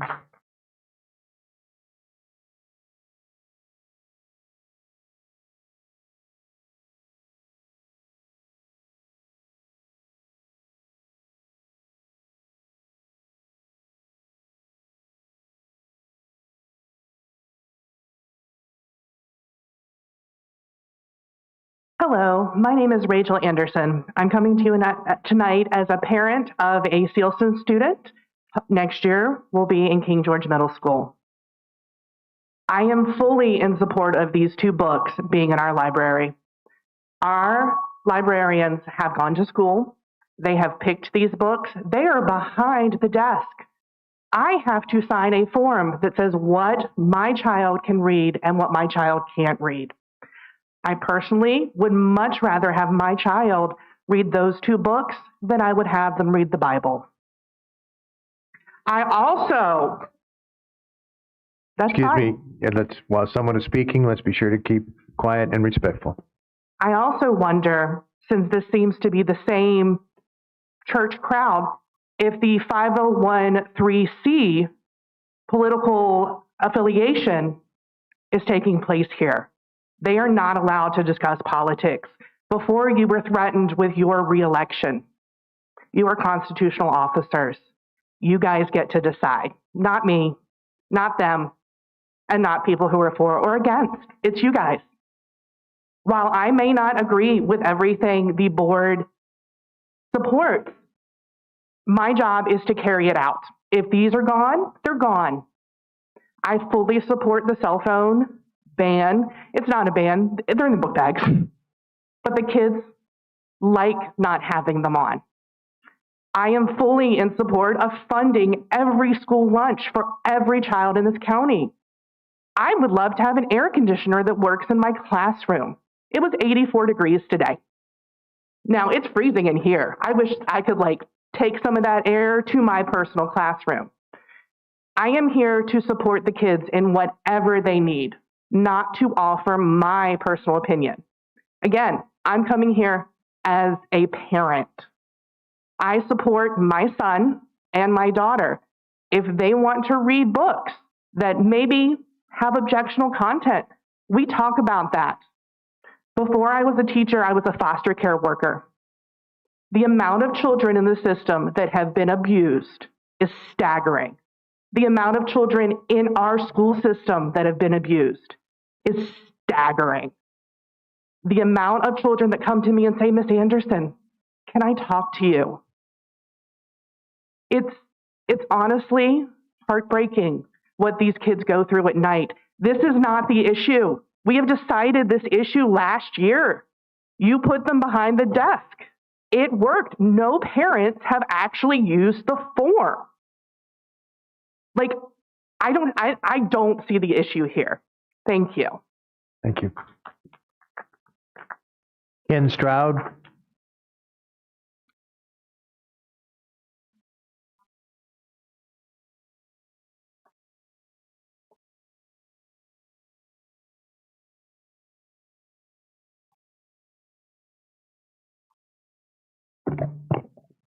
Ken Stroud. I'm here as a citizen, James Madison District. I didn't catch that last lady's name, but that was awfully scary. She said that she's a teacher. So that kind of changes what I came up here to talk about, because now I think I'm going to have PTSD from that. So after one of the talks tonight, I think I would like to volunteer to be the instructor for your weapons classes and those books. But on a more serious nature, in the Marine Corps, there's 14 leadership traits. The fifth one that we talked about was called decisiveness. And had there been decisiveness on this matter a long time ago, we probably wouldn't be here tonight. but there was a lack of decisiveness. And, you know, I've got notes here to talk about laws that have been passed by in other locales as well as Virginia, but laws that were passed that countered the laws that other people talked about, and people brought up some good laws in Virginia tonight, so I'm not going to go through reading those to everyone. I think what I realize is the issue that we have here is a lot bigger. What we're distracted by isn't as important as what we're distracted from. And really, the issue we have is a lot larger. It has to do with our educational system and what we have here. We already have over 60% of our budget is spent on our education system. And clearly, there's some problems that we're having with the books that are being provided that are being made available to school, and how the money's being spent on books, and you know, maybe the people that are instructing the kids, if they support this type of stuff that a lot of parents don't. So maybe what we really need to do is we need to just look at changing our whole educational system into an adaptive learning environment.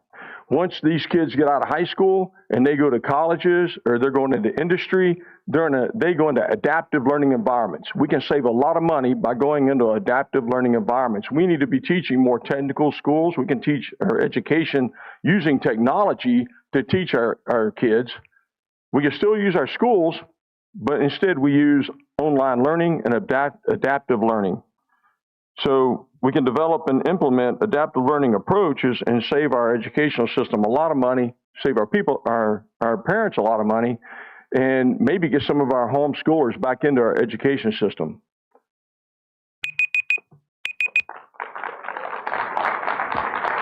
Stephen Andret, forgive me again.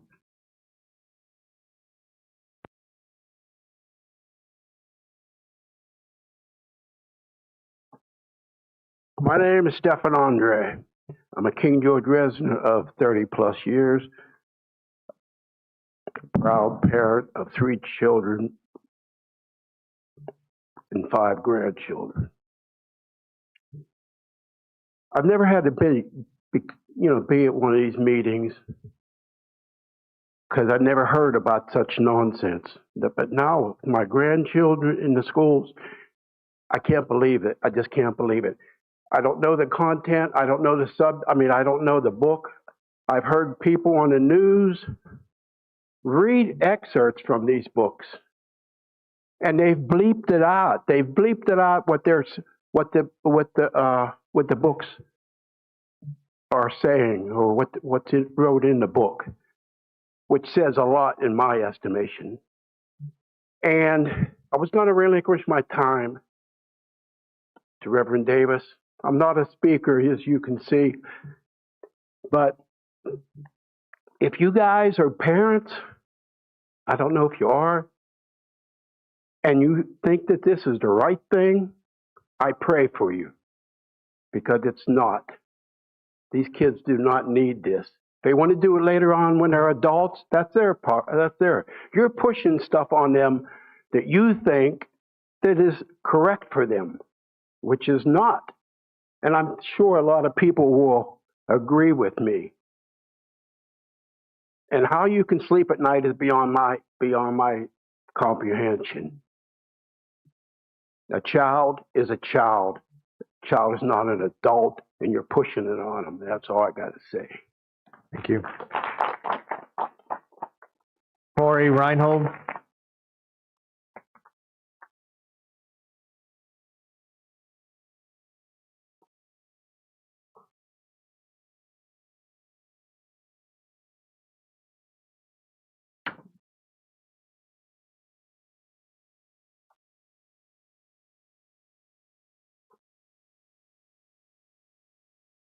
Hi there. My name is Corey. This is my first time here. I heard about it recently, and apparently you guys want to ban some books that only a couple of people in here have read. A teacher who came in and said that she's actually here. No one's checked them out. because you guys have a system already in place. These people want to get rid of the system for some reason, even though it seems to be working. I don't really understand why we're getting rid of something that's working. If they've got a problem with it, they're not checking it out. If they do want to check it out, they have to get a parent's approval. That seems pretty reasonable. So keep a system that's working. Don't get rid of it and try something that may or may not work if you know something is working. That's all I got to say. Thanks. Thank you. All right, we have 5 people who have either sent an email who wish to have their comments read, and Mr. Rolls is going to read 2 of them because they were from his district. This one's from Stephanie Marsich. So my name is Stephanie Marsich. I live in the Monroe District, and I have 3 children in the King George County school system. I hope the board votes to keep the 2 challenge books in the middle school library without letting their personal feelings about material influence their decision. Time and again, I have heard the board state that they welcome parental input and would like parents to be involved in their children's education. The current policy that is in place provides a mechanism for parents to do just that. Be involved in their children's education while preserving parental rights for all parties. The majority of the people who have spoken in favor of keeping these 2 books in the library are parents of children currently in the school system. Please listen to us and trust us to make decisions for our own children. Thank you.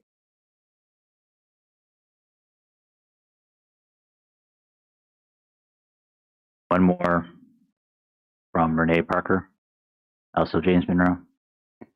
Good evening, board members. Please know that I am opposed to a book ban of any sort. As a 31-year resident of King George County and a parent of 8 children that attended King George County schools, I implore you to stay the course in your current policy where parents make important decisions such as this one for their children. Not only does this policy adhere to the guidance provided by the Governor of Virginia, it ensures accountability lies where it should, in the hands of parents. Dr. Boyd's guidance since assuming the position of superintendent has been refreshing and inspiring. Please allow him to continue his exceptional work with educators, staff, and parents alike. With your blessing and your vote to stay the course on this issue. Thank you. All right, I have 3 I will read. First one is from Yvonne Richard. My name is Yvonne Richard. I'm a resident in the James Monroe School District. I'm a parent of King George High School graduate and a current KGHS senior. I am also a teacher at King George Elementary School. I would like to express my respect for religious diversity in King George County schools. I acknowledge that religious practices are important to many individuals, but emphasize the public institution must be neutral in the school system. The inclusion of prayer as part of the meeting appears to be violation of the King George County School Board Policy, INDC-R, which is tied to the U.S. Constitution and the Code of Virginia. I have chosen to write to you rather than attend in person because coming to the meeting and hearing the prayer continues to make me very uncomfortable. I do not believe that it should be included as part of the meeting and am disappointed that this board is trying to push their beliefs on everyone in the county. Additionally, the secular nature of the speaker at King George County School Convocation held on August the 8th, 2024 was not what I expected of our school district. The speaker could have provided the same message to staff without including God and quoting the Bible. I attended convocation expecting to be motivated by the upcoming school year. Instead, I felt as though I had attended a church service. If I was planning an event for students, I would have been required to provide all relevant information to parents in advance, get signed parent permission forms, and provide an alternate activity for those students wishing to opt out. Unfortunately, these procedures do not apply to staff members who were required to attend the presentation under what can only be described as false pretenses. I do not believe it should be acceptable practice to expect all staff to hold the same religious beliefs as the speaker and be required to attend such events. In the future, consider using the money to boost morale of staff by providing a motivational speaker who can provide a message that is not secular in nature, or simply allow the staff to have the time to work in their classrooms to prepare for the upcoming school year. I would also urge you not to remove SOLD or TTYL from the King George Middle School Library. I have read both books and believe they are age appropriate for students in middle school. Some of the topics in these books even relate to SOLs taught as early as elementary school, such as substance abuse. The books currently require parent permission for students to check out, which allows parents to determine if their child can read the book. Unfortunately, the argument that they could be checked out at the public library is not valid because the books have been checked out for a long time at Smoot and have not been returned. It is unclear if this is just one individual or a group effort to keep people from reading these books. Additionally, not all students have the ability to go to Smoot Library and check the books out themselves. Some students who wish to read these books with parent permission may not be able to afford to purchase them for themselves due to financial reasons. These are just a few reasons why these options are not equitable for all students. I hope that in the future the board will work toward fixing issues that are much more important, like improving staff morale, increasing staff retention, decreasing class size, increasing staff pay, and decreasing the number of long-term substitute teachers. Oh, Art, thank you. Sorry. It's behind me. Please forgive me. All right. I just cut this one off. My fault. Yeah, would those, I have a couple more to read. If someone could turn around and help me, or well, go ahead and keep the timer on even for me, okay? Because I'm reading other people's comments. Okay, John? I apologize. That is my fault, and I appreciate that he was being respectful to me. All right, let me read these other two. All right, this one is from Kim Zook. Thank you for taking the time to read and consider my concerns regarding the topic of books at tonight's school board meeting. I have 3 daughters in King George schools, 2 in high school, and 1 in middle school. Before that, they were at the Dahlgren DODEA school when my husband was on active duty. As a mother and former teacher, I ask you to allow parents to make the decision about what their children can read. I would like for the books to remain in the libraries so my daughters have the option to check them out. My daughters and their peers face more complex and challenging issues today due to social media and the internet. Unlike social media and the internet, books help a child develop empathy, awareness, and an understanding of what to do when confronted with challenges. I would like for my daughters to have the option to read a book that we can talk about, and most importantly, understand that if we do that what we do if they or their peers are in the situations that they've read about. Please allow librarians to keep these books in the libraries, and I'd be happy to give my approval for my daughters to check them out. Thank you, Kim Zook. I have one more. This is from Brian Gregan. While I am not in favor of any porn-like books in public school libraries, I understand removing or banning current porn-like books presents a problem. I agree with Dr. Boyd's approach of segregating the porn-like books for parental approval. I believe having a better approval process for potential porn-like books added to the library going forward and keeping the separation process in place that Dr. Boyd has implemented is the best approach to this sensitive topic. I ask that the books are not removed tonight and that Dr. Boyd's process is continued. Banning the books will likely spark interest in those books by students and may negatively impact the King George County school system as a whole. Thank you for all you do for this community, Brian Gregan, parent. All right, that is all unless some board members receive something else. One. All right, yes, please come forward.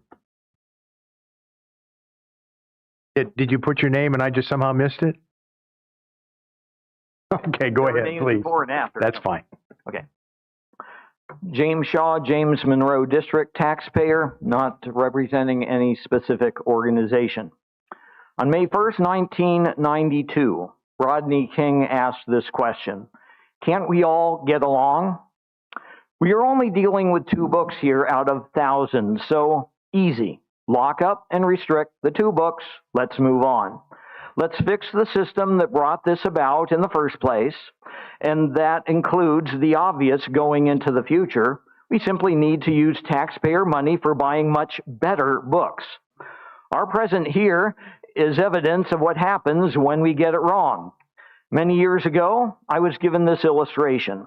If Superman was to try and read all the newspapers, novels, and nonfiction books being produced, he would have to be reading one every second, 365 days a year, 24/7.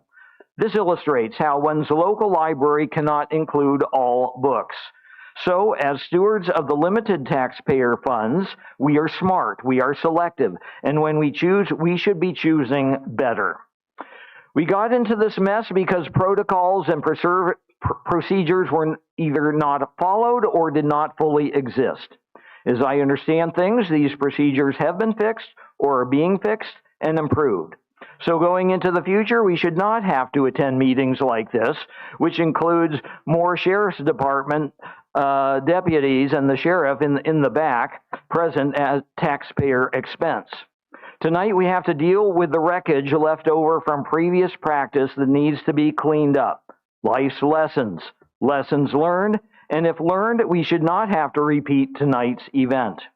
Over the decades, I've taught all ages, from preschool to master's level. I've been a school board member. I've dealt with predators and groomers who would use their position and even their own kids to attract and obtain victims.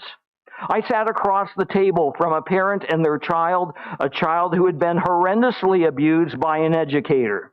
That educator is now in a penitentiary far, far away after all the damage they did to numerous school kids. These kind of perpetrators use tools.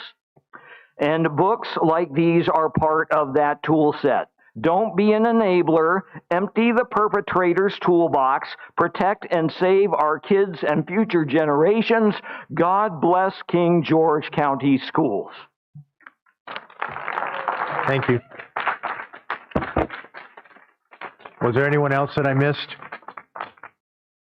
All right, we have a response that's part of the agenda now from our superintendent. All right, thank you, Mr. Chair. This has become my favorite part of the evening. So let me first say what I think one of our Board of Supervisors members said this evening. Thank you all for coming out tonight. It means a lot. I see a lot of familiar faces. I see a lot of folks that have come for the first time.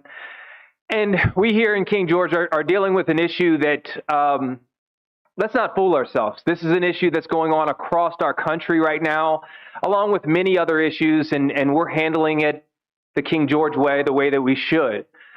But let's continue in showing up. Let's continue to be here for our students. Let's continue to stay involved in our schools. Don't let tonight be the first and only night you come and speak at a school board meeting. Let's not take this school board meeting opportunity and think that this is what's happening in our schools. Get involved in our schools. We have all kinds of mechanisms, opportunities to volunteer, opportunities to be on advisory committees, which we just sent out, opportunities to engage with myself. Anyone that wants my cell phone number, 540-623-8835. I'm more than happy to sit down and have conversations with anyone about any issue, and you can agree with what I give you, you cannot agree with what I give you, and we can work forward from there. I think if we all come to the same table together, we will come with differences, but I think at the end of the day, we all sincerely believe we want to do what's in the best interest of King George County students. I sincerely believe that everyone in this room believes that. Please continue to stay engaged. Stay engaged in the electoral process. In a few months, when we're called to the ballot box, please inform yourself and know what you're voting on. When we're talking about building a new school for our youngest and most vulnerable students in this community, stay engaged, stay informed. When we're talking about, in just a few months, we will probably be wrestling over a 3% raise that the state recommends for our staff. Please inform yourself and know what our other counties around us are paying.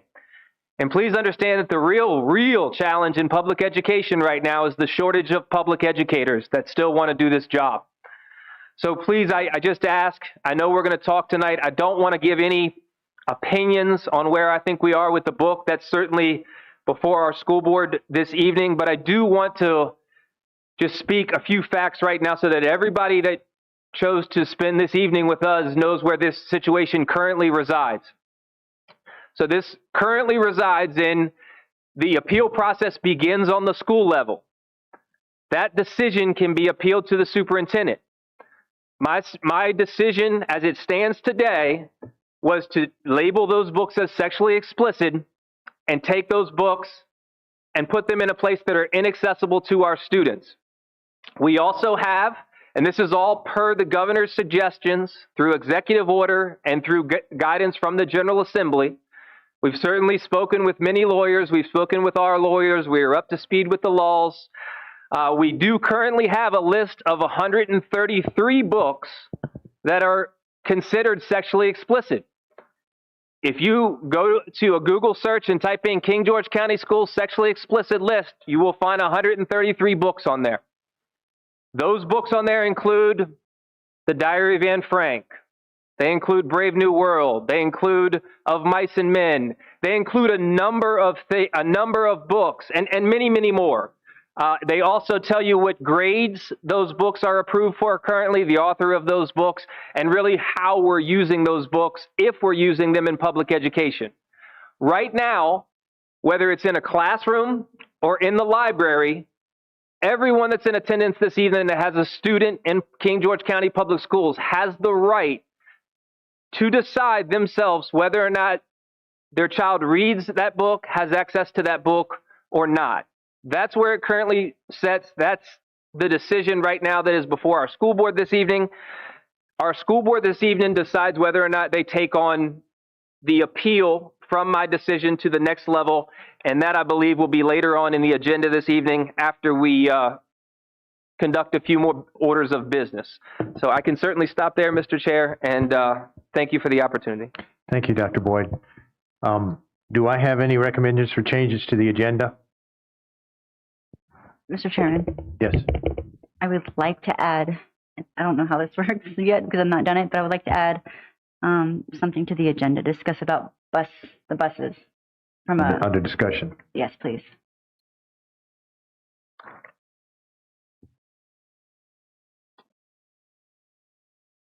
Thank you, Mr. Chairman.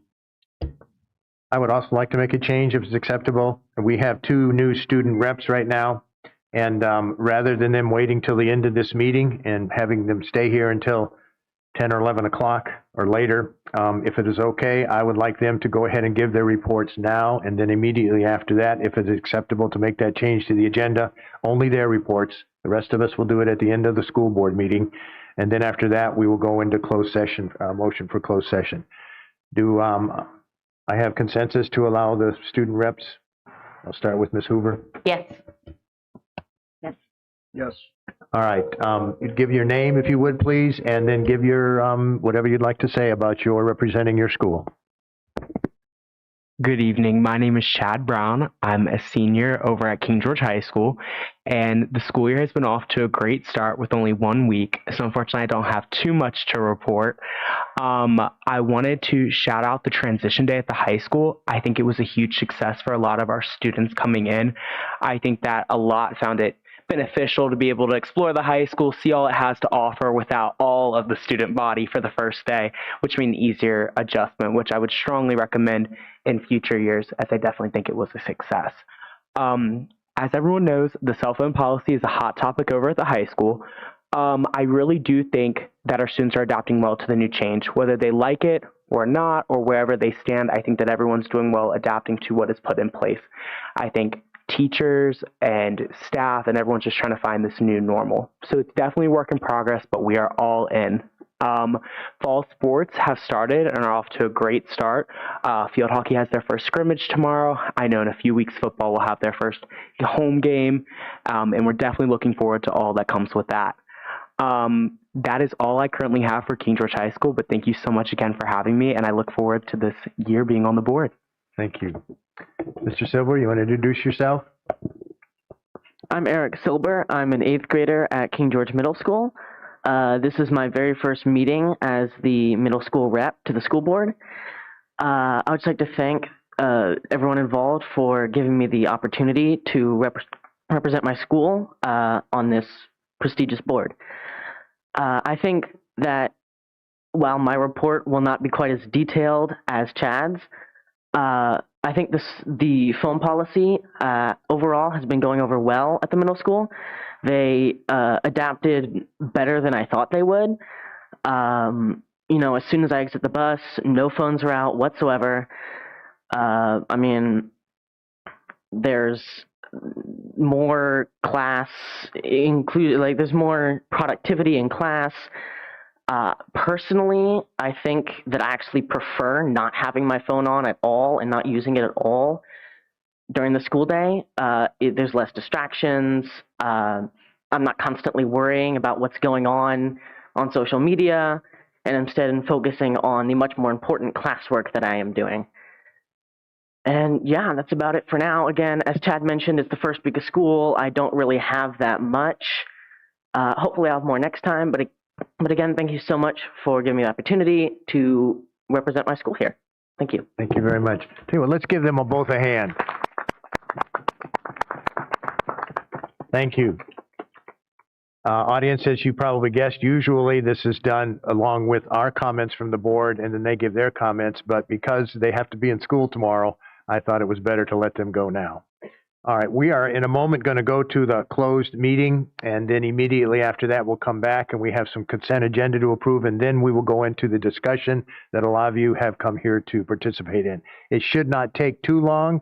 I'm guessing somewhere around 10 minutes, and we'll be back in here. And then after that, some brief things about consent agenda, and then we're going to get into the appeal process for these two books. All right, do I have a motion to go to closed session? Pursuant to State Code Section 2.2-3712A of the Code of Virginia, I move that the board convene in a closed meeting to review hires, substitutes, resignations, and stipends as permitted under 2.2-3711A number 1 of the Code of Virginia. Do I have a second? All those in favor say aye. Aye. Aye. Chair votes aye. We're now in closed session.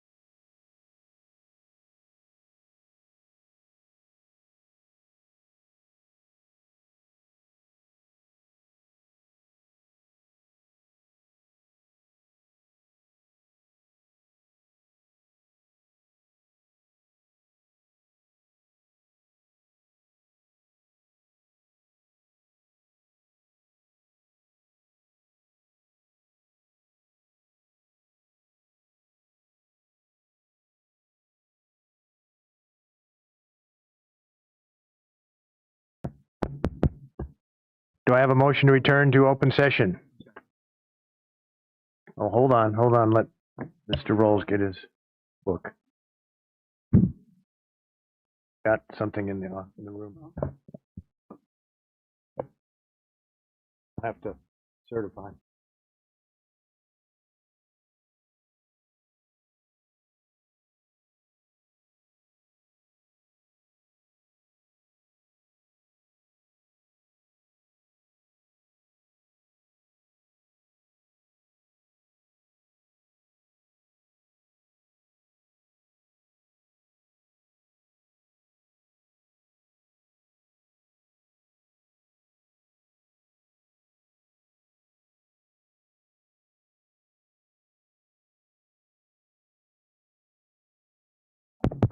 Do I have a motion to return to open session?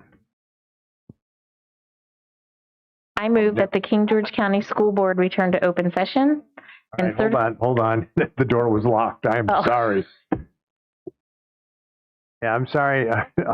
We have to have everybody here because they have to certify what was decided in there. So I apologize.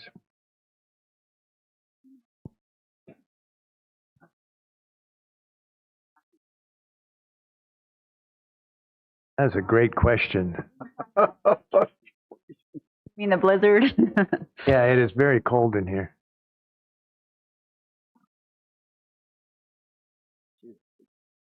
Dr. Boyd, can we do something with the air conditioning or not really? All right. All right. All right, now, do I have a motion to return to open session?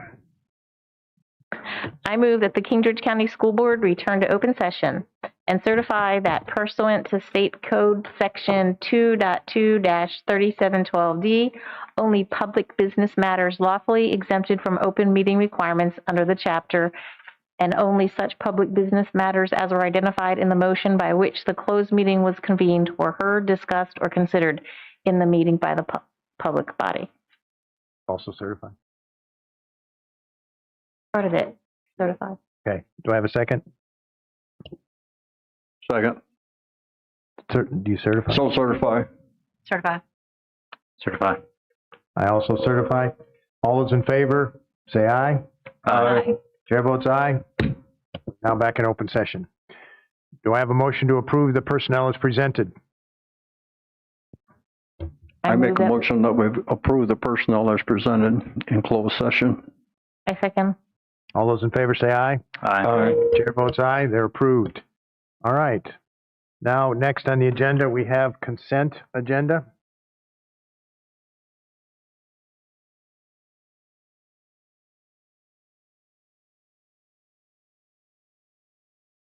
There are four consent agendas, 311, 325, 48, and 424. Board members, did you have a chance to look at those? And can I have a motion either for all of them together or one at a time? I have some corrections for the first two. Okay. 311 is the first one, Mr. Rolls? Right. Just one second.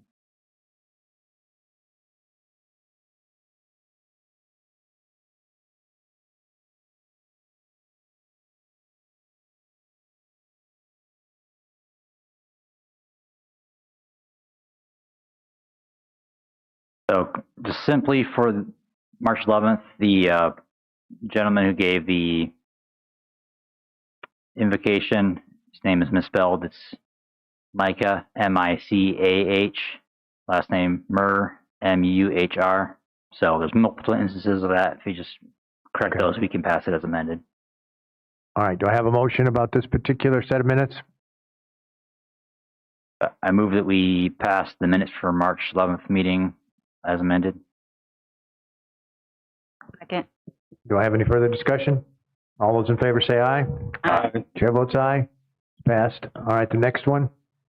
Okay, two things here. Page 73, I have a comment.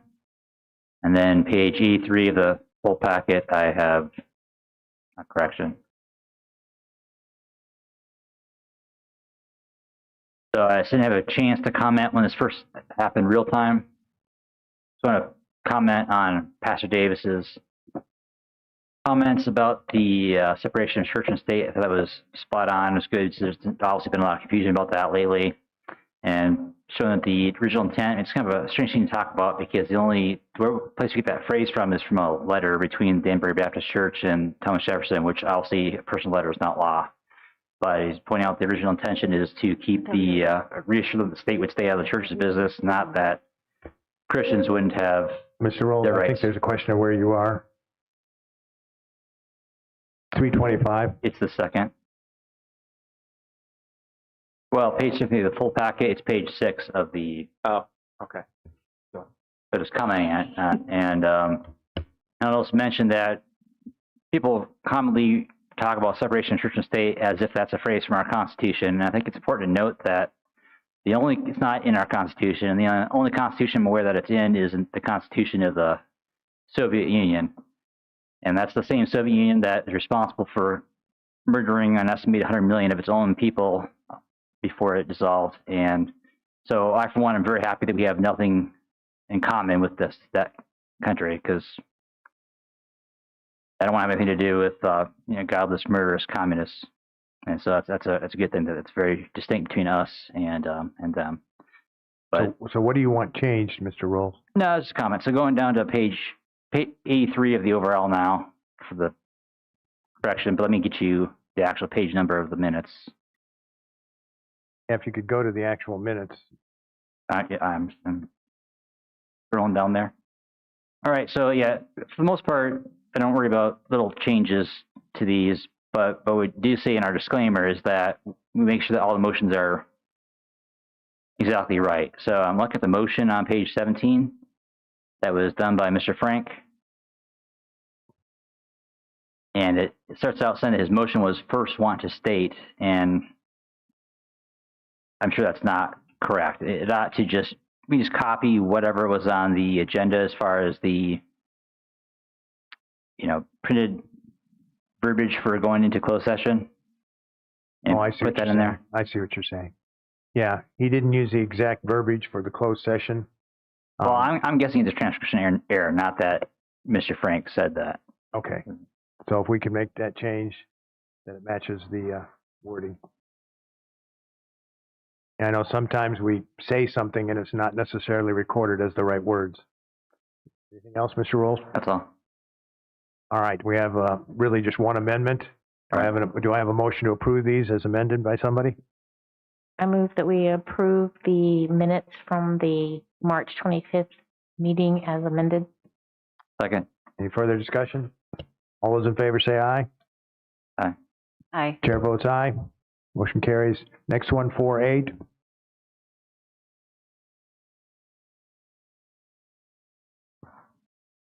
Nothing. Anything? Do I have a motion?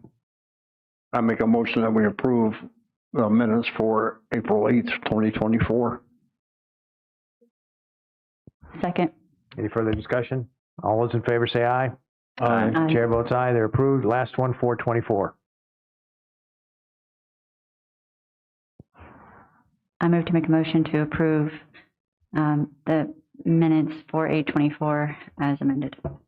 I second. Further discussion? All those in favor say aye. Aye. Aye. Minutes are approved. All right, thank you. For the audience that's out there, we were behind a little bit on minutes approval. Some of that had to do with the change in our clerks, and so we're taking these several at a time until we catch up. All right, next on the agenda now is the discussion about the appeal. Give me just a minute to get some papers here.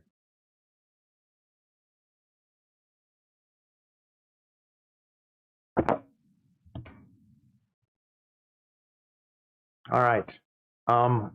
What I'd like to do, board members, if it's okay with you, is I'm going to go ahead and read the letter that was written without the name of the person that was written in response to the decision made by Dr. Boyd in regards to these both of these books. The verbiage is pretty much the same.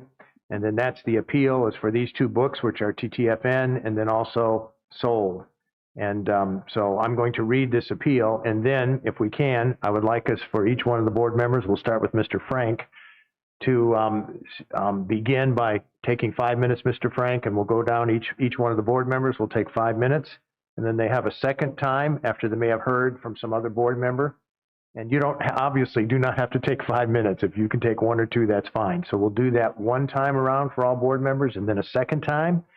And then if there's no problems, we will possibly have some open discussion or look for a motion. So we have 2 sets of 5 minutes each, then a final comment or a motion. Is that acceptable? I understood that we were going to each first talk generally about the subject Correct. of the books. Correct. But then go back and talk individually about each book.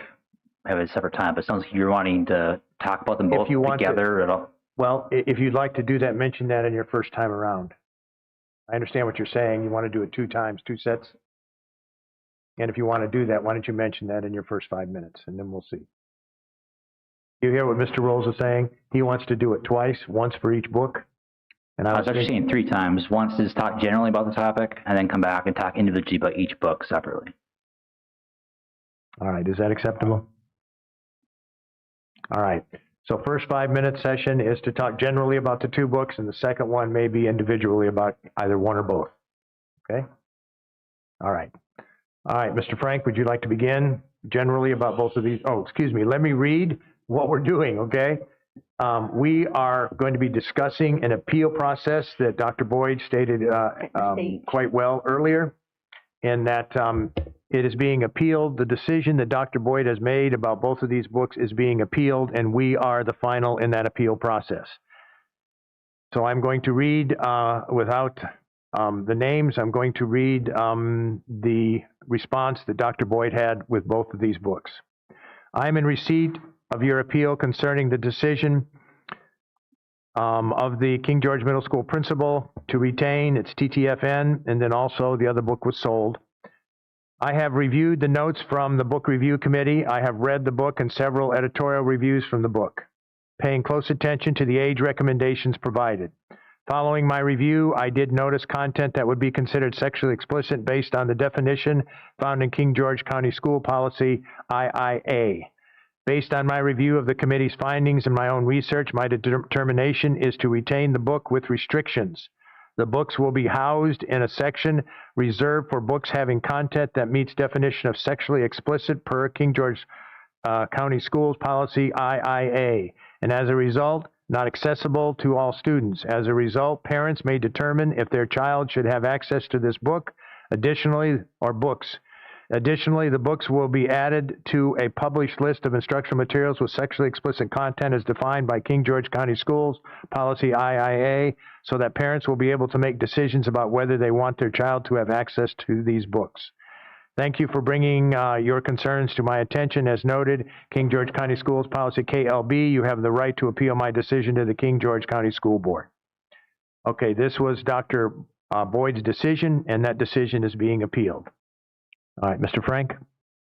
Yes, thank you, Mr. Chairman. First, I'd like to thank everybody for showing up tonight. I wish we were talking about teacher salaries, qualified teachers in the classroom, bus and overcrowded buses and bus drivers, the reading scores and our math scores, improving those, and what we're going to do about our preschool. However, we're here to talk about maintaining 2 books into our libraries. I have read both books. The first one sold. I have been to Nepal, and I've seen what goes on there, and it's a horrific things that happen. And it's a fictional book. And it has, you know, when you read what the library books are supposed to do, they're supposed to enrich and support both the curriculum and the personal needs of our students. I didn't see whether that did any of that as far as sold goes. When we talk about the other one, and sold has been checked out twice in the last 4 years. I think that's the big thing. It's been checked out by students twice in the last 4 years. We have a weeding process as far as these books go. So, you know, maybe we should look at that. The TTFN has been checked out 9 times since 2021. I read that book. It was painful, really, really painful. You know, I guess if you're a 15-year-old and that's your lingo and you're back and forth on text messages, you'll get something out of it. But as a 75-year-old, I didn't get anything out of it. So that's all I have for right now. Thank you, Mr. Frank. Ms. Davis. Hello. Okay. Thank you, everyone, for coming out. One of the things I want to mention that these books, unfortunately, were challenged before our current policies were put in place and implemented. So they were reviewed in a way that we deemed non-sufficient. We changed our review process of these books. We changed the way these books are checked out. We changed the location of these books. We have communicated with our staff members where these type of books, if they're in the classrooms.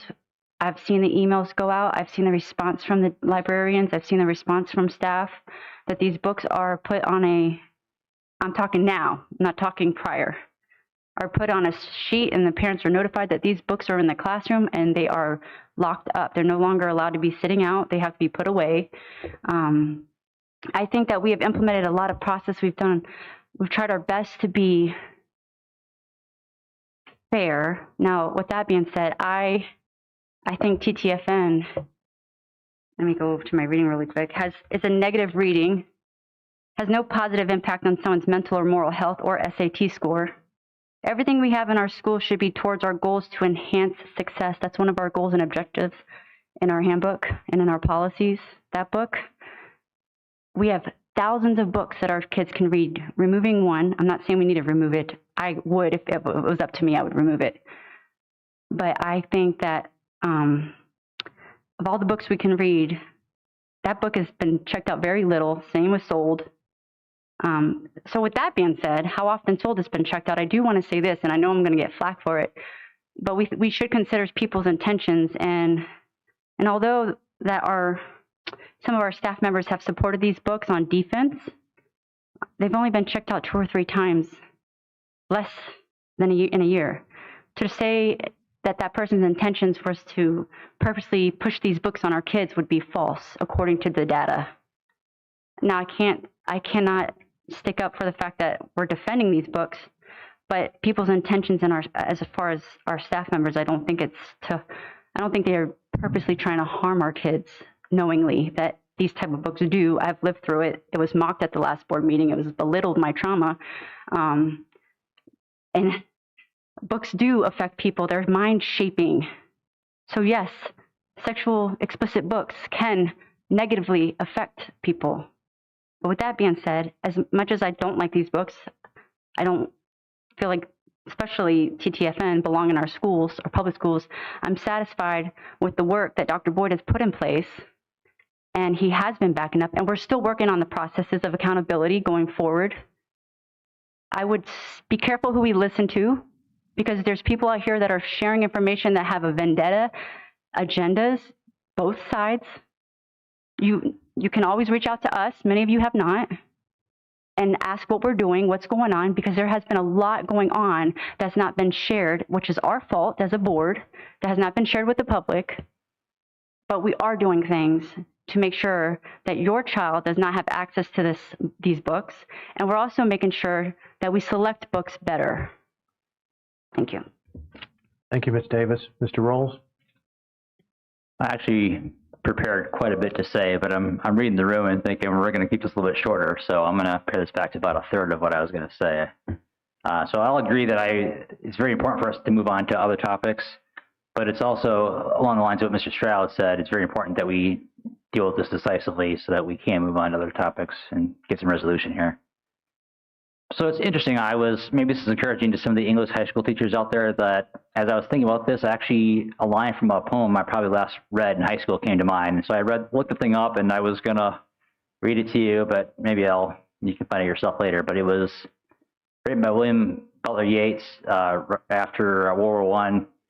He'd seen all the horrors there and the flu pandemic in 1918 as well. Millions died, and seeing what would happen, what had happened, and he was worried about the future. And of course, in the future, it got even worse. With World War II, tens of millions dead there, the rise of the Nazis, the communists. And just the last line of the first stanza of that poem, he writes, you know, the best lack all conviction, while the worst are full of passion and intensity. So that stuck with me, that it's important to speak up about what's right. Otherwise, history shows just how badly things can go. So with that, I would like to say with conviction that Sold and TTFN are the two darkest, most disturbing, age-inappropriate books in a children's library that I've ever had the misfortune of reading. It's like I had a dark cloud following me around as I had to read those. And that's me as a grown man. I can only imagine what the effect that could have on some children. So therefore, I sincerely apologize that for years, kids as young as 10-year-olds in 6th grade could walk in the library and access such inappropriate content without parental knowledge or consent, and paid for by your tax dollars. I do thank Dr. Boyd for declaring them sexually explicit and requiring parental consent to access them. But I am concerned that it had to rise to Dr. Boyd's level before this common sense action was taken. It is my hope and expectation that the discussion and decisions we make tonight will inform the division of the will of the board so that these determinations can be made more quickly and at a much lower level going forward. I'm also deeply grateful to the conscientious and engaged citizens that have brought this to our attention, while often enduring undeserved personal attacks for their efforts. Thanks for your perseverance and courage under fire. But there's more. I cut it a lot, but yeah, there's more. All right, so, and I'll agree with some of the folks that, I mean, we could say, well, it's time for a couple books, but it's not just a couple books. I mean, there's some examples. So what this will serve to do, as I said, is to give some guidance to deal with other things that are of concern. And so the bigger picture that this is all part of, that I think we need to be aware of, I'll refer to Will and Ariel Durant, to the very well-known historians from the 20th century. They endeavored to do nothing less than write the story of human civilization. I think their series is called The Story of Civilization, and they wrote 11 volumes covering thousands of years of American civilization. And it was very well respected. After volume 10, they got a Nobel Prize for it. And then Will Durant also got the Presidential Medal of Freedom in 1977 for his effort. So it just shows what high regard their work was shown. And also after volume 10, they wrote a book, Lessons of History, to say, okay, we've looked at thousands of years of human history. What can we learn from this? That's kind of the point of studying history, right? So what does this boil down to? What can we pull from this? And one of the things that they observed, and I'm sure some of you will wonder, so I'll mention it, that Will Durant was an atheist who wrote this after looking at all these thousands of years of history. And he said that sex is a river of fire that must be banked and cooled by 100 restraints, if not to consume in chaos both the individual and the group. So by introducing these sexually explicit books into schools, you're basically exposing children to a river of fire, which is a curious thing to do in this day and age of helicopter parenting, that we be protecting them with the helmets and the all the pads and wear your mask to go outside and play, but going and reading a book and discovering yourself by a river of fire, that's okay. But I didn't actually read the whole volume myself. I got that out of another book that's trying to make sense of this point we're at in history. It's called The New Politics of Sex. I haven't gotten to read this book yet with all the other reading I've been doing. And just to summarize it, I'm just going to read you the first paragraph of the conclusion, which makes my point. Say, every society must regulate sex. It is not healthy for any society to be so saturated with sex that it dominates the political system. When sex becomes a society's political currency, then public life comes to be dominated by those willing to use sexuality as a weapon to acquire power. And so my concern is the sexualization of children, as many of you have mentioned, but also that it's not just that, I mean, that's bad enough, but people have realized just the power of sex. It pulls up people's passions, and it can be used to use kids essentially as political pawns. And that's not okay. That's not what our tax dollars should be used for. So a lot of things all coming together there that, to me, mean we have to really lay down the law with these books. I'll leave it at that for now. Thank you. Ms. Hoover? Well, thank you, everybody, for all your concern and interest. And one of the things that I really ran for when I was running for school board was parental involvement, and now we have it. And for that, I'm grateful. I also read both of the books and really don't see any educational value. However, I also believe that if a parent wants to allow their child to read that book and discuss the topics with them for whatever reason, that it should totally be up to the parent. I don't necessarily see a concern with the book being behind lock and key, and I walked that process through with Dr. Nice and Dr. Boyd, and it's fairly impossible to get that book. Well, it is impossible to get that book. There was 2 locks involved, and if a parent is called and made aware that their child wants to check that book out, then allows them to do that. Hopefully the positive thing is conversation between the parent and the child, and we need more of that. So I'm grateful for more parental involvement. Thank you, Ms. Hoover. Well, I've been involved with, most of you don't know this, my wife and I are trauma healing facilitators. We deal with trauma healing on a regular basis, and we have groups, and I can tell you that a lot of the trauma relates to this exact subject, and that is being exploited or used when they were younger. And the trauma lasts for many, many years and affects every part of their life. And it is very, very traumatic. I won't go through all the process of what we do, but we do go through activities because a lot of people don't even realize, we call them heart wounds, and how much it affects the heart. It may be of something that happened physically, but really it's a heart wound that they don't get over very easily. They might get over the physical part, but the heart part may come up in all the decisions they make, the way they treat their husbands or wives, the way they treat their children in their workplaces and coworkers, etc. And it may be even 30 and 40 years after the actual incidents. My wife and I have seen this many, many times.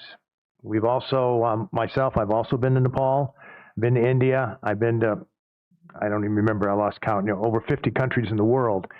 And I have seen some of this, and it is horrific. And I would like to see it stopped. And I do believe, obviously, I'm a Christian, I don't deny that, and I believe that we are in a world that is evil in a lot of ways and very sinful, and we need to do everything we can to protect our children here in King George. Okay, that's enough of my background. I won't go into any more. I could go on for probably an hour about the things that I've witnessed and seen, and I don't like that horror. I was forced to read these books too, and I can tell you that my grandchildren are in the schools, and I would not want my granddaughter, who is still in middle school, to be able to access either one of these books. And I am very thankful that these 2 books have been taken off the shelves. Now, like Ms. Hoover said, and I agree with this, those books have been taken off the shelves and they are put away in a locked area. And I believe the natural weeding process, we haven't talked much about that, but we will, and we'll talk a little bit about how we order books and so on. And the natural weeding process, I mean, if books aren't checked out for years or they're hardly ever checked out, they're going to be naturally weeded. Now, that's not banning. That's just simply we have to make room for other books as they're ordered. And these are the kinds of books that I'm guessing, and I'm glad this came up, that we can be notified of this material that is possibly could have access by our students. But even if it hadn't come up, these books probably after a couple more years would have been automatically weeded out of the library. I'm glad we're not waiting for that, okay? But the point is now they're in a place where only the parents can give permission for their sons or daughters to access these books and have the discussions that's been talked about, which I agree with. I am not the parent who wants my child to have access to that book. But again, I like the idea, which goes along with our Governor Youngkin, of giving the parents a whole lot more say in the education of their children. And I believe that this accomplishes that. Me, as a past educator and also in ministry, most of my life, I'm also 75 years old, or will be next week, or in a couple weeks, sorry. I can tell you that I am glad that these books are not easily accessible to my grandchildren, but I'm also happy to have parents who think that, or who believe that they want to have these discussions with their children to allow that to take place. I don't agree with them, but I do agree with their right to be able to have that conversation and allow that to take place. All right, I think I've taken my 5 minutes. I have. A little over 5. All right, so this next round, it can be to talk about a specific book, or if you want to just make a second opinion, that would be fine. And this time, I'm sorry, we will start at the other end, Ms. Hoover, for your second round. Talk about an individual book. If you don't have anything more to say, or if you'd like to add something, now's the time. Let's hold off making a motion until we have to get through a second time around, okay? I don't think I have anything else to add. Mr. Rolls? Talk specifically to sold. So you're saying this, you want this to be the last round? Is what you're hoping for? This would be the second round. If you feel as though we should talk about each one individually, go ahead and do that now. I want to give you the freedom to be able to do that if you wish. Or I'll say for sold, just the bottom line, I found it totally age inappropriate and that it shouldn't have ever been in the middle school. But it's not totally devoid of educational content. And I wouldn't ever recommend to any child of mine at any age. But I don't think it's so tasteless as to be beyond the pale of what taxpayers might pay for to be in the high school library. So my specific recommendation would be is to move it to the high school library, but still require parental permission for it to be checked out. Yeah, I think that I just made the comment that I don't think we're talking about parental rights, but I don't think you have a right to free access to like any book you might want. I mean, the Virginia Constitution does require that we pay for education, and that should be education that's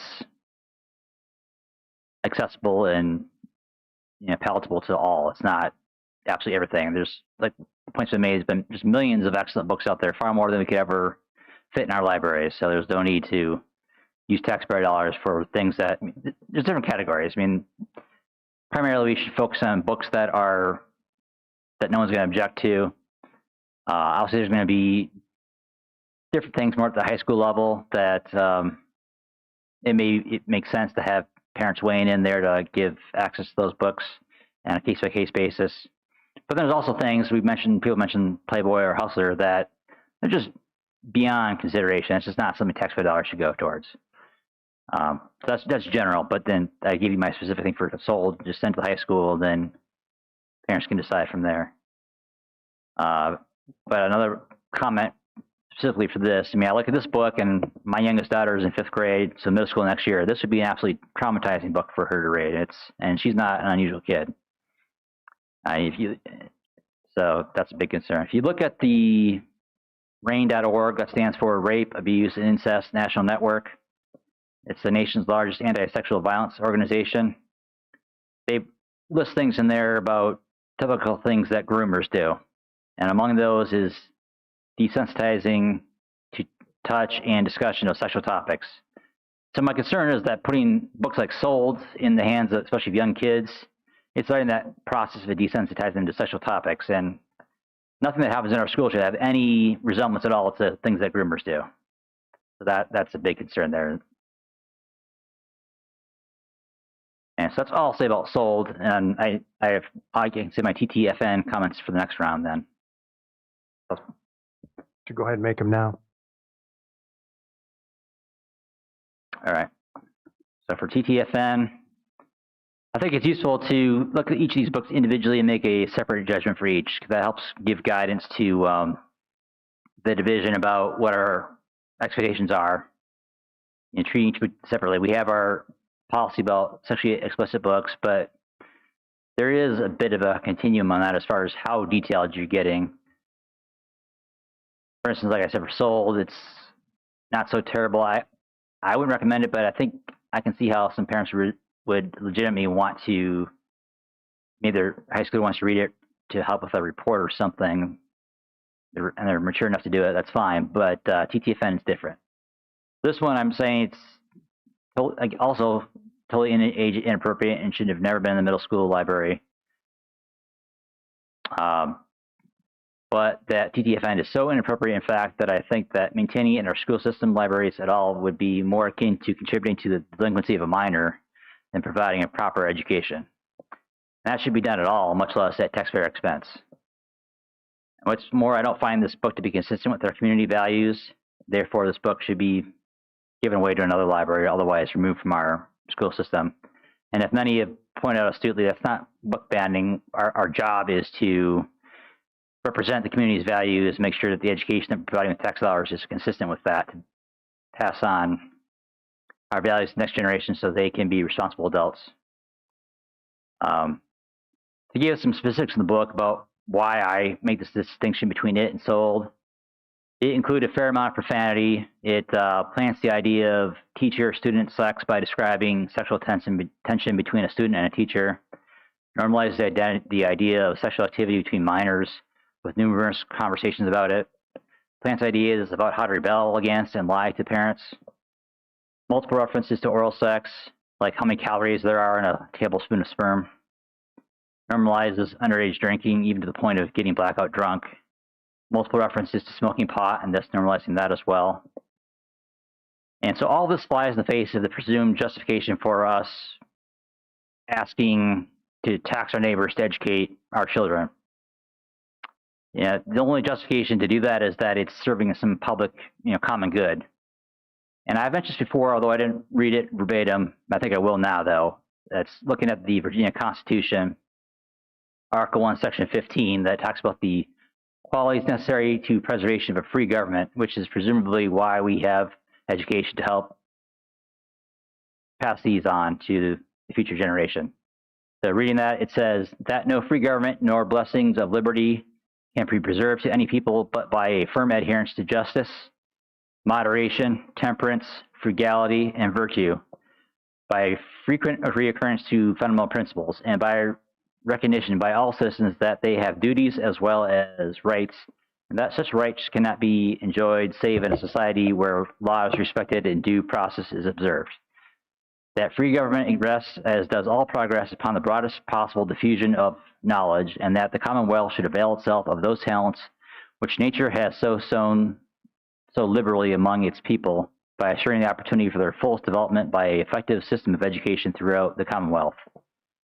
So if you look at that list of things I listed, with doing drugs, drunkenness, sexual promiscuity, and so on, I don't know if we can say that this book, giving this book to an impressionable child who's hungry for education and wanting to know how to live, what choices to make in life, that this is going to help promote justice, moderation, temperance, frugality, or virtue. And will this help them develop their talents by being told that it's normal to get and cool to get drunk and high and experiment with sex, all as minors? I think not. It's a total misuse of taxpayer dollars. And worse, it's corrupting our youth that we're supposed to be investing in to develop their character and their minds.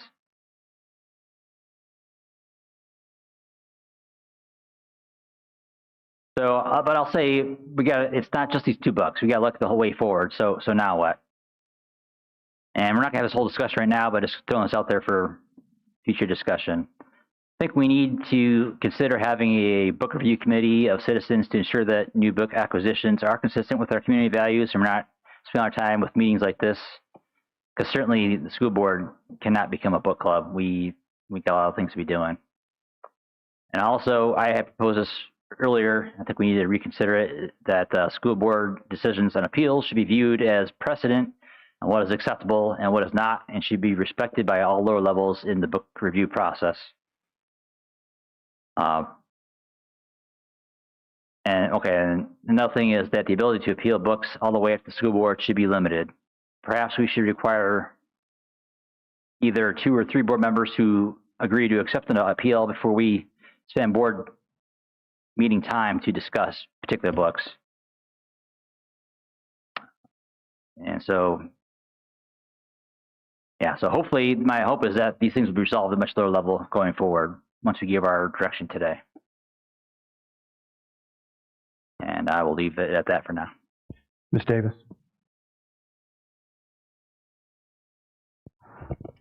My brain is frozen. I'm so cold right now, sorry. You know, I'm sitting up here thinking, and I'm looking out at the crowd and seeing all the pressure that comes off the crowds, both sides, because I'm a person that I empathize with everybody, no matter if they believe what I believe or not. And so I try to see everybody's point of view. I try to really look at people's intentions and heart on the matter. And so it's easy to stand down there and say, I'm for this and I'm for that. It's a lot harder being up here looking down, and I know that's why you voted us in. I'm just being honest. It's a lot harder because you're trying to have a compromise, and it is hard to compromise with your core beliefs of what these books are. And with that being said, I will tell you, I read Sold, and for the first few chapters, it was a great read. Like, I was enjoying the book. And then you get to the part, the writer writes it that way because she wants you to feel the shock of what's happening to this child. And I was speaking to my husband, and he was right. He said, you don't need that description to express the shock of being raped as a child. You don't need that in a child's mind. Because as a child, I don't feel like I share too much. That's who I am. So if I want to share something about my life, I will. With that being said, when I was, 4 and 5 years old, and I have the cops and the doctors interviewing me, and I have to read this at 15 years old, read things that had happened to me and things that I shared with the doctors and the pornography that I was involved with. Oh, your dad did this because he was always looking at pornography, which he was when I was a little kid. And I saw that at such a young age. I saw the books. I saw the TV. It was happening to me as a kid. The doctor said it's so normal to her that she doesn't know it's wrong. And if we can save a child like me that it's happening to by not allowing that book, that type of stuff in the schools, that's sharing with other kids that it's normal. I put up with a lot in my life because I thought it was normal. Nobody looked at me and said, that's not right, Colleen, that shouldn't happen. So that's why I stand against these books, because I personally know the extent of it.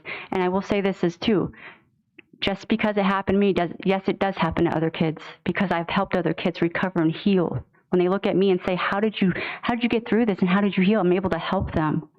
That they're not disgusting like I felt when I was 15 years old reading this stuff again.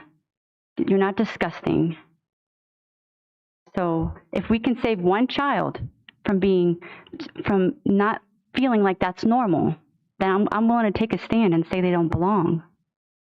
My compromise here is that we don't order any more books like this, that we're very careful with the books we order, and that if a parent that have been here want their child to read it, they have to get permission, that there's parent permission. That's what I'm willing to do here, but as long as we're very careful about future books, and y'all know where I stand on it. Mr. Frank? Yes, I'd like to first thank the citizens who brought this to our attention. This has been going on since before Colleen and I got on the board. So I thank you for bringing it to our attention. I thank Dr. Boyd and Dr. Wright and the staff for what they have done as far as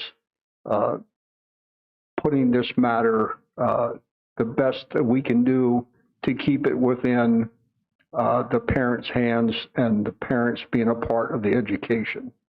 It's obvious that we've got a lot of work to do. Some of this is going to come here after this when we start talking about how we order library materials and what is done there. I know some of you mentioned tonight a list of the books that are ordered be published for you guys to see. And I think that's a great idea, and I think that's something that we can probably do. But we have a lot of work to do now to make this thing work and to get, we're never going to make everybody happy, but we're going to do the best we can to satisfy all of your needs. Thank you. All right, my second set of comments again, I would put both these books together. However, after reading Sold, I had asked my wife to read it, who is an English teacher, taught English for many, many years. We also agreed it's too bad that she put in, I don't know how many pages there are, 6, 10, 12 pages of basically descriptive kinds of things that really didn't need to be there. And I think the book itself could have been written in such a way that it might have been helpful. It might have been valuable for 13, 14, 15-year-old kids to read this, so that it would, discussions they would have with teachers and parents and so on, about not being caught up into those sorts of things. But why? I just said, as I was reading this, I was thinking, why? Why did she have to put this much description? Because this could be something valuable, but now there's no way I would want my granddaughter to be reading this. It was almost more upsetting, the fact that I can see the value of having these discussions, just like talking about the Holocaust and so many other things we can learn and what's going on in the world right now, but we don't have to get into that nitty-gritty. That's not even the right word. We don't need to get into those horrific descriptions of sexual behavior that is, from a child's point of view.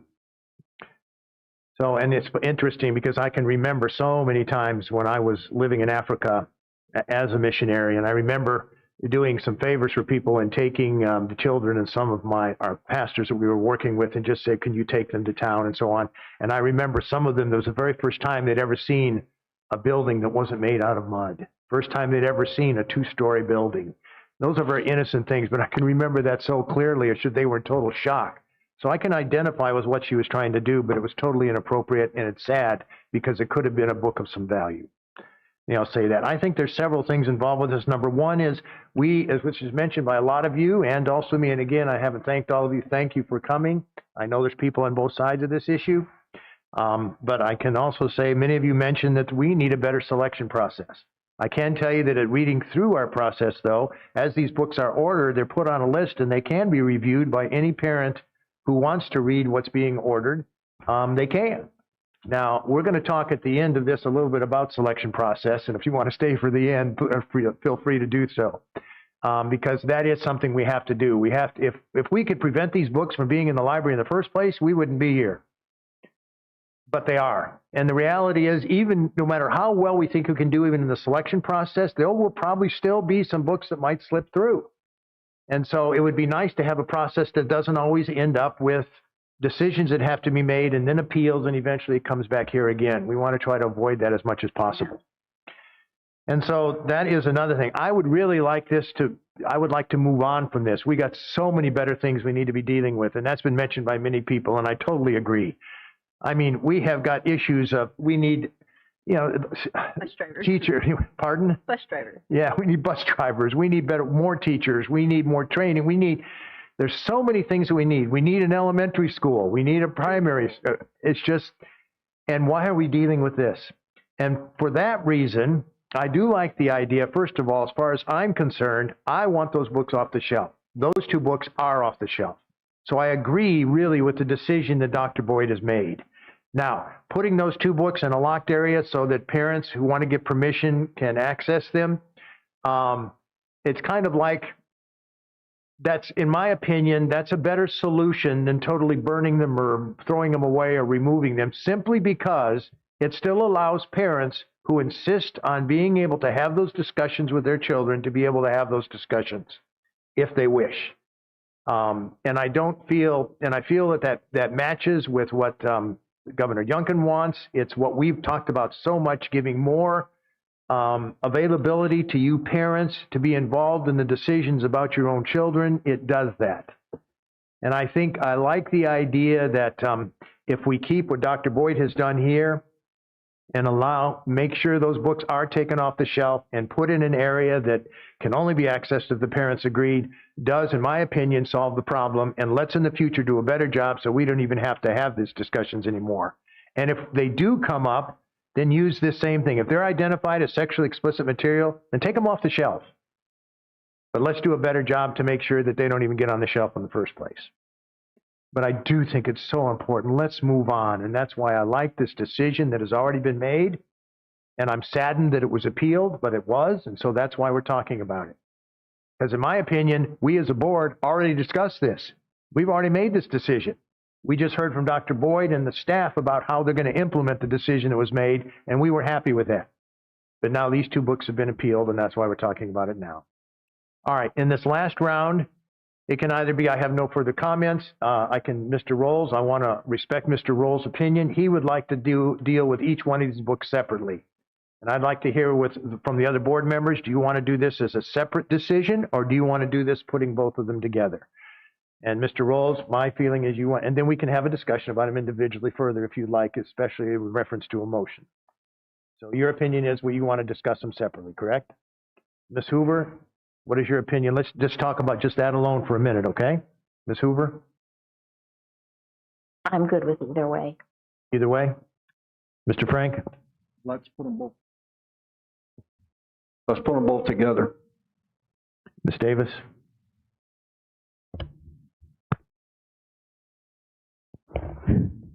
I'm not sure why we need to separate it because we've all spent 10 or 12 minutes on each book already, like the whole topic. So unless Matt has a reasonable, quick reason on why we should separate them, then I would say vote together.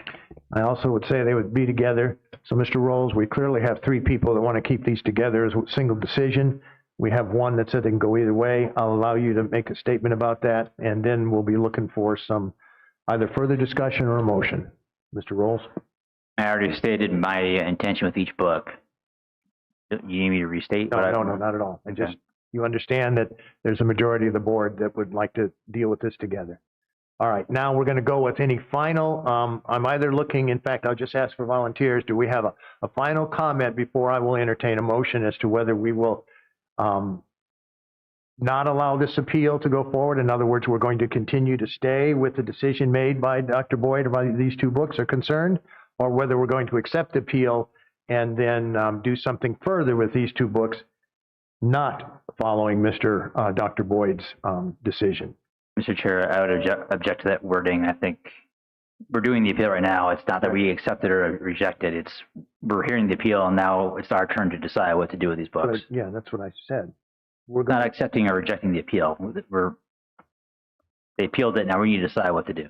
That's right. We can either stay with what he wanted them to do or do something different. I agree. I'm sorry. I think we're saying the same thing. If not, please forgive me. I guess when I was talking before about accepting appeals, and that means that we don't accept the appeal. We don't even hear it. We're not sitting here spending hours talking about it. So that's something we'll talk about later, I guess, maybe. All right. Any further discussion, or do I have a motion? I do want to say one more thing. Go ahead. The other thing is the big white elephant in the room is there's a few people in here. I know we can't come together on the fact that I know these 2 sides are never to come together and see the book the same. But I want to do, because like Mr. Bush said, to move forward, there's so many teachers and parents that are exhausted from this because they're not suffering, but there's so much that needs to be done. I want to apologize to both sides because we have to look at people's sides, and we can't take away their feelings or their beliefs on each side of how each person feels. Both sides have been attacked. And I ask, as moving forward, this kind of, I guess I can speak for myself, that I hope that our librarians know that I do what I know. I can't speak for the past of what happened, but moving forward, I have seen them kind of working with Dr. Boyd and trying to make this policy go into place, with another parent pushing it along and helping. So I just want to say that to both sides of this story, that I do appreciate you both. I know that's hard to hear, but that's who I am. That's my heart. That's what God has called me to do. And I don't think either one of you guys have intentions of hurting children on purpose, especially. So as we move on, I want my librarians to know that they can talk to me anytime they want, and I'm open to their views and opinions and cares and concerns, the same as I am for the parents involved as well. Any last comments before any motion? I was going to say that I had spoken to Dr. Boyd, I guess, earlier this week regarding looking at this process at the end of the year in terms of how many parents were called, how many parents actually said, okay, we don't need to know their names or whatever, just to see, because I'm thinking that the students aren't even going to ask about the book, and it's kind of going to be a moot point. They're not going to see it right? So they're not going to ask to check it out. So maybe we can, at the end of this, I know we're going to talk about how we're going to move forward with not allowing these in the library in the future, which is a very important discussion. I keep hearing things about taxpayers. Well, these are already bought. Our taxes are already spent on this. I totally agree with moving forward. We don't want this. But I still feel very strongly about letting the parents. I wouldn't want anybody to make a decision for my student. So I feel very strongly about allowing parents to make the decision for their child. All right, if there's no further comments, do I have a motion about whether we're going to, about this appeal that has been made? Appeal against the decision that Dr. Boyd has made, appealing his decision. You can word the motion however you'd like. Mr. Chair, I make a motion that we continue with our process that Dr. Boyd has set up as far as these books, understanding that we're going to look into and create policy that will help us in the future for these things. Okay, so basically your motion is that we will continue with the decision that Dr. Boyd has made regarding these two books. Yes. Do I have a second? I second. Now further discussion. Mr. Chair, I'll move to amend that in addition to continuing the policy that we would move both these books to the high school. I have a second for that amendment. My question about the... Well, first, if there's no second, it just dies. So is there I a would second it, yes. You do second the amendment to move them to the high school? For the discussion part of it. Well, I have to motion yes in order to have a discussion on it. Yes, you do. All right. So you second the motion. I second the motion. All right. Now discussion on the motion to move, which would continue with the policy that has been established by Dr. Boyd regarding these two books, but then to still move them to the high school. It was made by Mr. Rolls and seconded by Ms. Davis. Now there's discussion. Quick question. Is this going to have another board meeting to talk about the books again, like what we're going to do with them? No. That'd be a decision. So no, not necessarily, but I do think that this prolongs it. I want to hear from the rest of you first before I give my opinion. I guess my question is what's the rating on TTFN for age? When I looked it up, I kept finding 14 or 15. Some were less, but the majority was around 14 years old, or high school. So where do we stand? What does the school deem the age recommendation for that book, TTFN? I know you sent it to me, Dr. Boyd. I'm sorry. Yeah. There's a number of sources. So what do we use? Like, what have we deemed it? We use a number of sources. No. What did we decide? Is it 14 and up or high school or 8th grade? We currently have it in the middle school.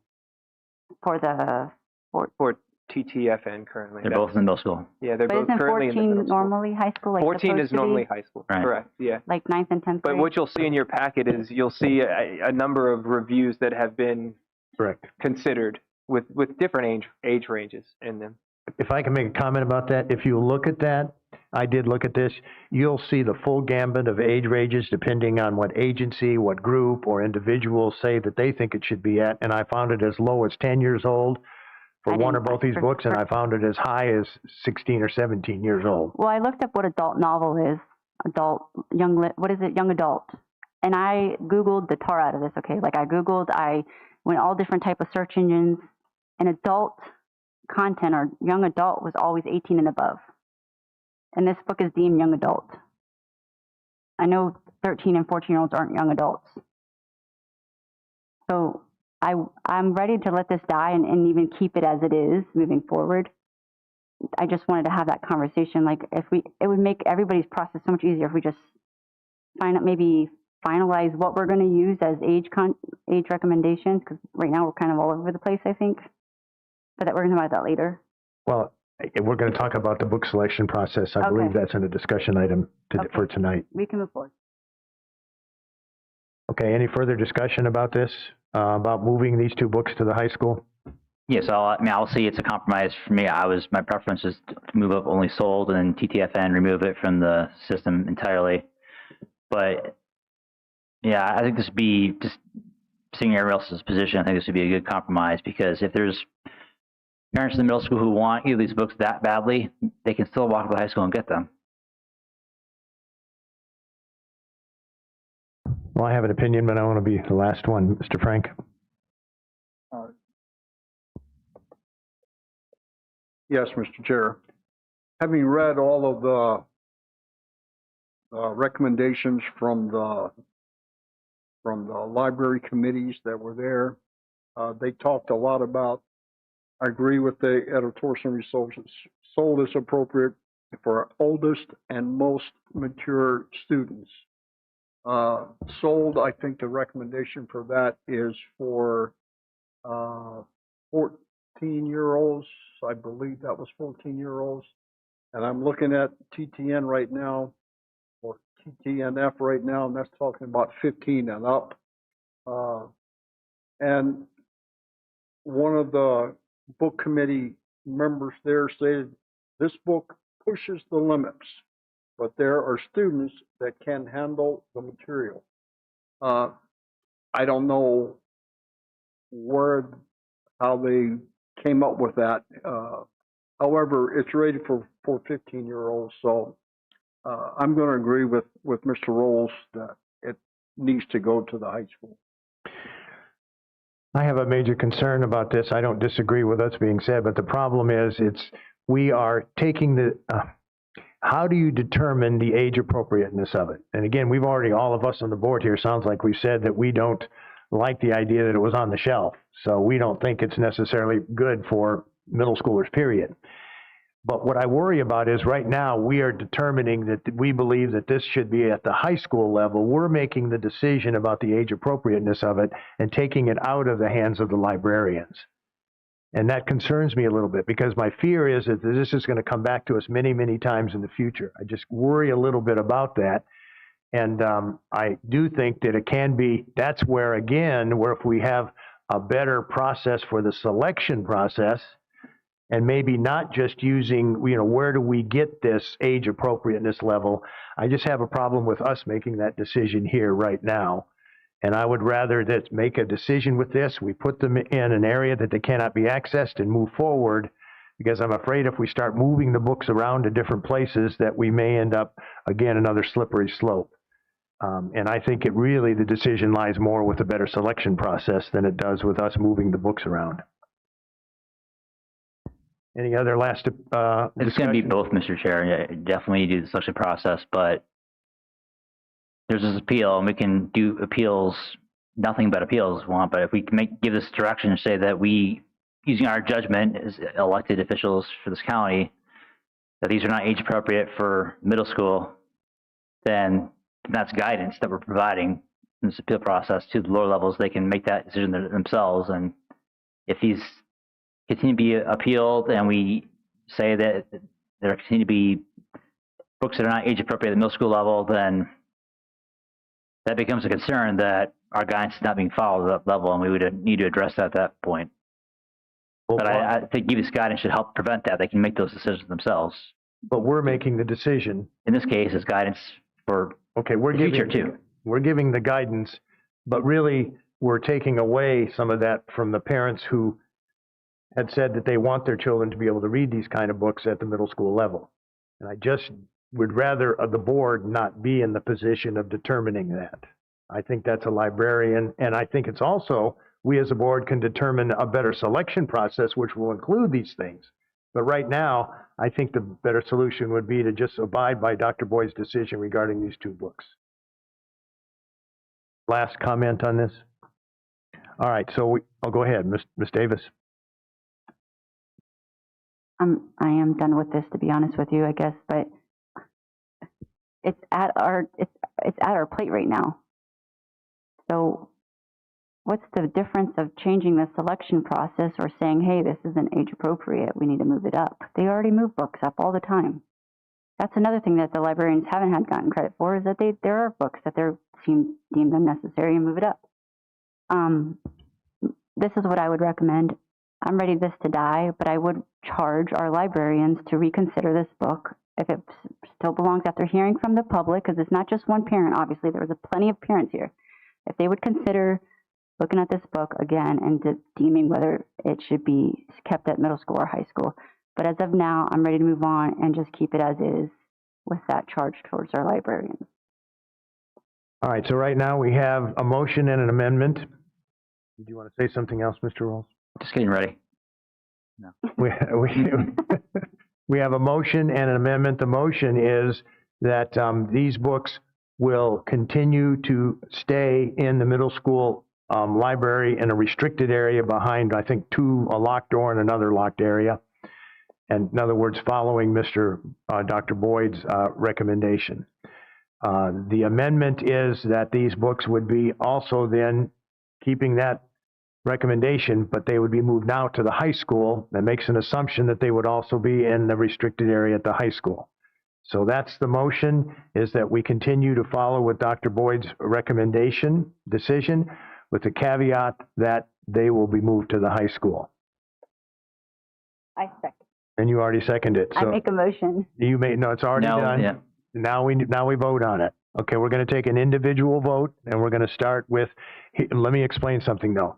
If we say nay to this, if we say yay to this one, we're done. If we say nay to this one, we can still go back to the original motion or make it again. Okay, so right now though, we're making a motion based on the original motion plus moving it to the high school. That is the motion. So if we agree to this, the amendment, sorry, what did I say?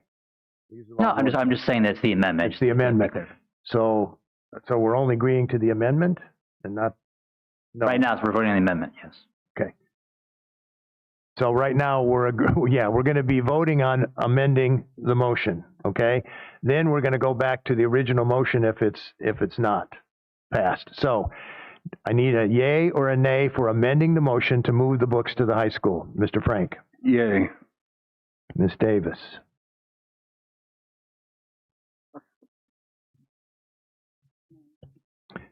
Ms. Davis votes nay. I vote nay. Yay. Nay. All right. The motion fails. It is 3-2. Now we go back to the original motion of maintaining the decision that Dr. Boyd has made, where these books will be taken off the shelf and kept into the restricted area behind basically a locked door and a locked cabinet. Any further discussion on that one? It's already been made and seconded. All right, now we'll take an individual vote again, and I'll start with Ms. Hoover. Yay or nay? Yay. Mr. Rolls? Nay. Mr. Frank? Yay. Ms. Davis? Yay. I also vote yay. It passes 4-1. Thank you. And thank you, audience.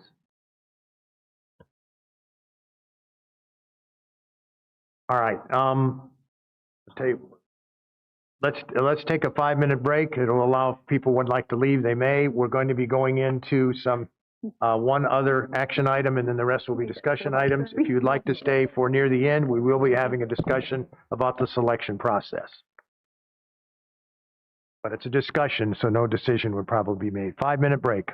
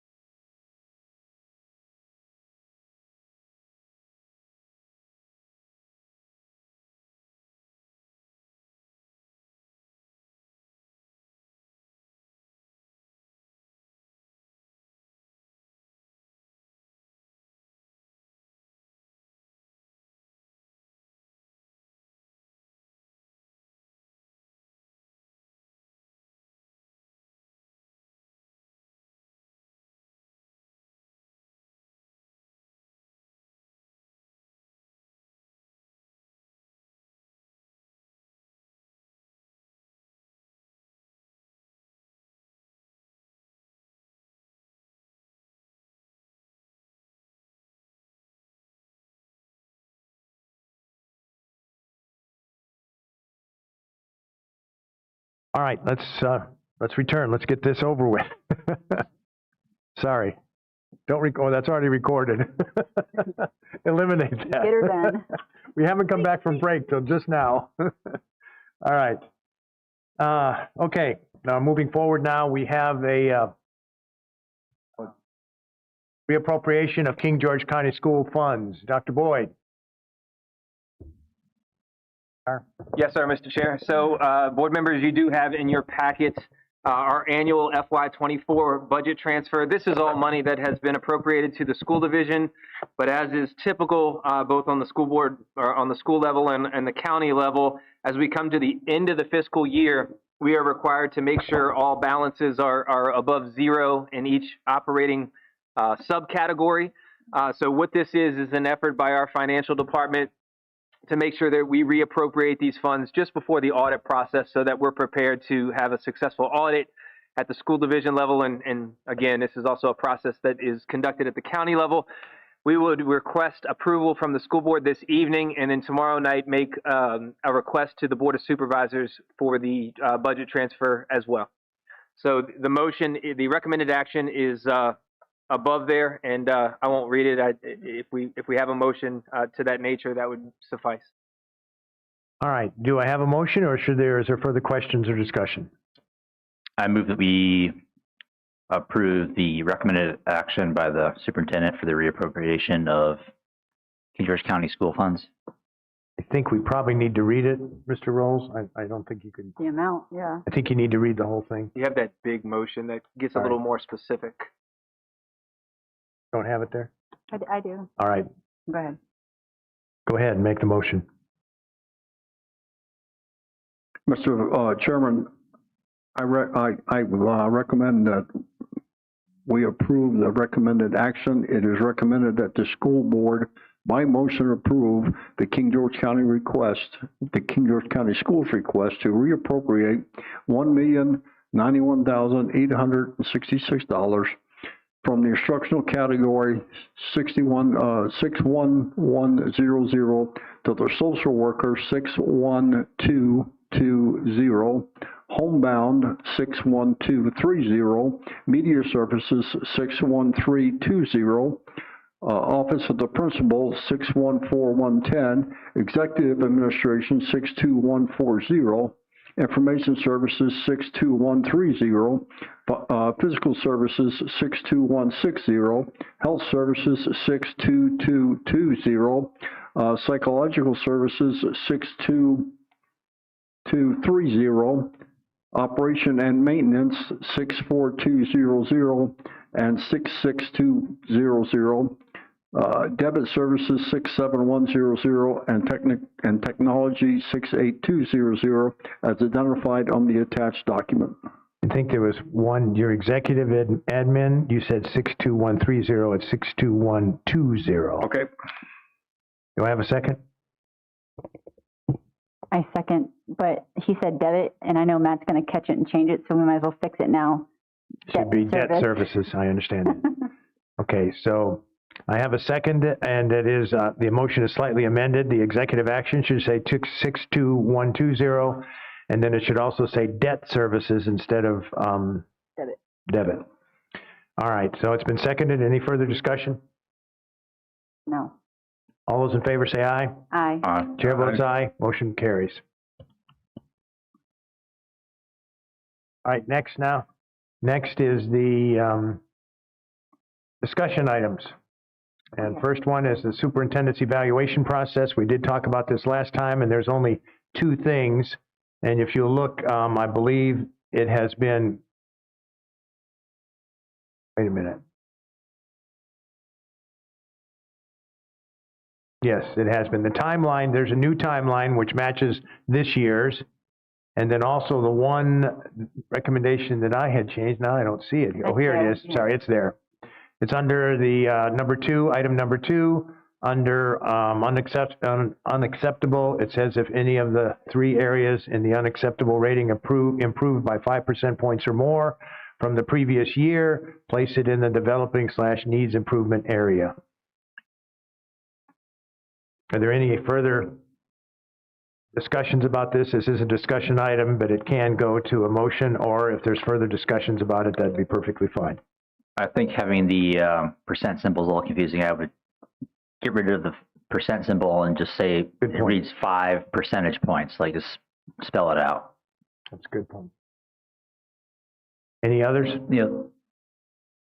I'd say the other thing that I didn't bring up last time because we just wanted to wrap up and move on was that I'm not a big fan of, as far as our doing the performance part of it. Okay. We're using the pass rate for the SOLs. We do need to do that because that's part of the accreditation, but I'd like to do better than that because that focuses only on, the only way you improve upon that is getting the absolute worst students to do better. I'd like to give the superintendent credit for helping the average student do better, or the top performers to do even better too. Have a change in the wording exactly? No, I'd have to ask. So we had this discussion last December. We did. We didn't really get anywhere with it, but I mean, ideas that had like potential things for SOLs is we could track average SOL score or percent passing at the advanced level. Yeah, I spoke with our testing coordinator, and there were a number of suggestions. Passing advance is obviously one that we can track. Average score, she had mixed feelings on. There's a little bit of some challenges there. One, I think, suggestion that she gave, if we get away from SOLs, because we know, SOLs is measuring a particular standard. We can take a look at honor roll. We can take a look at distinguished honor roll and look at those percentages by grade level. If we want to get that deep, we certainly can use those metrics. Some of the other things that we discussed were the percentage of students that are taking AP courses and taking AP exams and the pass rate. So if we're trying to look for more accelerated metrics beyond the SOL standard, I think Distinguished Honor Roll is one that we have that talks specifically about progress in classes and not necessarily on an assessment. And again, we have assessments like the AP exams that are a little higher achieving scores for our schools. Is that what you're talking about, Mr. Rolls? Right. Yeah, I would want to stick with standardized tests, and I don't like sort of on roll. I would be a little leery of that because I wouldn't want to contribute to like grade inflation. That's not it's not standardized and it's objective. But I think what Dr. Boyd's suggesting, we can add to and place some other things in there for the performance standards besides just the SOLs to show some, and add that to there somehow. Maybe even put that as a percentage or something to show, the number of people, the passing rate for the APs and the distinguished honor roll. We could add that to show. Or if you want to stay with SOLs, then we can take a look at the advanced pass score percentage. Right. That'd probably be the easiest thing, right? That's the easiest thing. And again, I appreciate that because we want to be conscious of the workload that we're putting on our staff to do my evaluation. I guess a big thing that I'd want to see is a more, longitudinal presentation of all this data, like looking back 5 years, how we've been tracking. Is it possible for us to get that like right now? So because if we want to set standards, we kind of need to know where we're at to make sure it's somewhat, want to go back comparable with where we are. I understand that, but again, this is the evaluation of Dr. Boyd. So going back 5 years, obviously goes right. Yeah, I guess at this point. So let's just go back to maybe the last 2 years. Sure. But maybe why don't Dr. Boyd and I will talk more about it, but we'll send it to you, Matt, after our discussion and see what you think. Or do you want to talk to Dr. Boyd? I mean, I'm trying to make it. What would you like to see? You talking is fine. Okay. All right, Dr. Boyd. As I mentioned, go back to when we started, but then probably what we would, as time goes on, we'll extend it out to 5 years. Exactly. I agree with that totally. Okay. But we'll start with 2 and extend it out to 5, depending on whether Dr. Boyd signs another contract. All right, that sounds good. I'll work on that with Dr. Boyd, but we'll send it to you, Mr. Rolls. All right, any other comments about this? I know that for the new board members, you really didn't go through all this. This was quite extensive and I think very valuable, but I think the tweaks that, the one that I made there already and the one that Mr. Rolls was talking about was something we talked about after we finished last year's evaluations that would be helpful. All right, if there's no more Dr. Boyd, you and I will talk about this, and then we'll send it to to Mr. Rolls, and then also to the rest of the board members, and maybe even have it as a discussion item that can possibly be an action item at the next board meeting. Do we need a motion this evening to accept the changes that we've made for CBG-F, and then would you like us to bring it back, or what would you guys prefer? Well, there is an advantage to accepting the changes we've already made simply because the timeline is the major part of this, and we're already halfway through the timeline. But what are the thoughts? We could just leave it like it is and keep this as a further discussion, but keep these changes so far. One other thing I had, though, on this is for the timeline, I still don't see any mention of the formative assessment on there. Would it not be valuable to? Oh, I thought it was up above. Oh, is it? Or, I mean, it just, at the very beginning, it says by June, right? But in reality, we do it in the spring. So I kind of want something like maybe in the timeline that was more realistic about when we're actually doing it. Yeah, because it does say up above, formative assessment shall be completed by each school board member and delivered to the superintendent. Okay, when is it done? It's right under evaluation schedule. Oh, yeah, I'm sorry. Yes. Formative assessment shall be completed by June 30th. So you're saying that should be changed to, because, yeah, you're right, we do it spring and fall. Yeah, we do. We can either change it there, or I think before you're saying you want to give some pad there, but then I want the timeline to be more realistic about when we actually do it. Okay. Either way. All right, we'll look at changing both of those then to reference the spring, because really June is in the summer after school's out. All right, we'll do that too. Did you write that down, Dr. Boyd? Say it again. This right up here, when it talks about the formative assessment, we don't do it usually in June. I can't remember when we did it this year, but we do it more in the spring. Was it in It's around April? Yeah, March or April. Well, it says by June 30th. Do you want to? I think it's still, I think it should still something closer to when actually school is out, which is what, the first week in June? Last week in May? May 3rd, by the end of May. It's Memorial Day Say weekend. by May 30th or whatever? You'd like to see it by April 30th. Well, man, this is by 31 December for the summative, but then we're actually doing it in October. And so your timeline, it says that there, but then in your timeline, it says when we're like really doing it. That's true. October. So we could just. I'll change both of those. Okay. All right, we'll do that. So we're going to get I understand revisions. what he's saying. We'll get revisions from you. Okay. All right, let's go on. Amen. Oh, any further? Did you have I something, said amen. Davis? Amen. Amen when I said let's go on, right? All right, policy updates. Okay, we've got a number of them. Let's go through them rather quickly if we can. First one is EB, School Crisis and Emergency Management Plan. If you look at that quickly, there's a few things. One, if you look at school board designated deputy superintendent as emergency manager. And then if you look below, each school building evacuation plan includes provisions that seek the maximum opportunity for the students with mobility impairments to evaluate the school buildings alongside their non-mobility impaired peers. And that's it. I don't think we need to discuss this anymore unless anybody else feels it. We can just make it a motion and pass it. I move that we accept policy EB as presented. I second. Any further discussion? All those in favor say aye. Aye. Chair votes aye. Carries. All right, next one, EB, what is it, EBCB? EBCB. EBCB, okay, all these acronyms. All right, these are fire drills. Yeah, school board members, if you'd open that up and look at it, it is very minor. Fire drills during the school session in accordance with the requirements of statewide, and that replaces the sentence just below that. And then also, you have student changes to students below.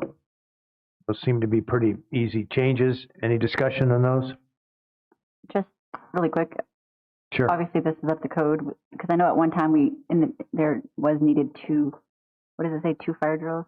At least two within the first 20 days to make sure kids were up to code. That's no longer necessary. Yeah, so what this was is there was at one point a difference between the statewide fire code prevention code and the VDOE recommendations. Okay. So what this does now is actually matches the expectations at the school, which is 1 within the first 10 days, 2 within the first 20 days of school, and then 1 each month thereafter for the remainder of the school year, which is what we've always done in King George County. Okay. This just makes sure that this policy matches the statewide fire prevention code so that if one or the other changes, they don't conflict with each other. So the code states what we're doing. Yep. Do I have a motion? I move to approve EBCB as amended. Second. Any further discussion? All those I'll in just favor? clarify, Go ahead. it's not we didn't amend it, it says presented, right? Yes. Any further discussion? All those in favor say aye. Aye. Aye. Chair votes aye, motion carries. All right, next one is FEA, which is the, This is just a cross-reference to remove FECBA Right. and to change the disabled to individuals with disabilities. I move to approve FEA, go ahead. as presented. Second. Further discussion? All those in favor say aye. Aye. Chair votes aye, motion carries. Next one, FECBB. FECBB again changes accommodations for the disabled to accommodations for individuals with disabilities. And it speaks to planning for the design, construction, and accommodations of new school buildings, making sure that they are usable and accessible by individuals with disabilities. I have a motion.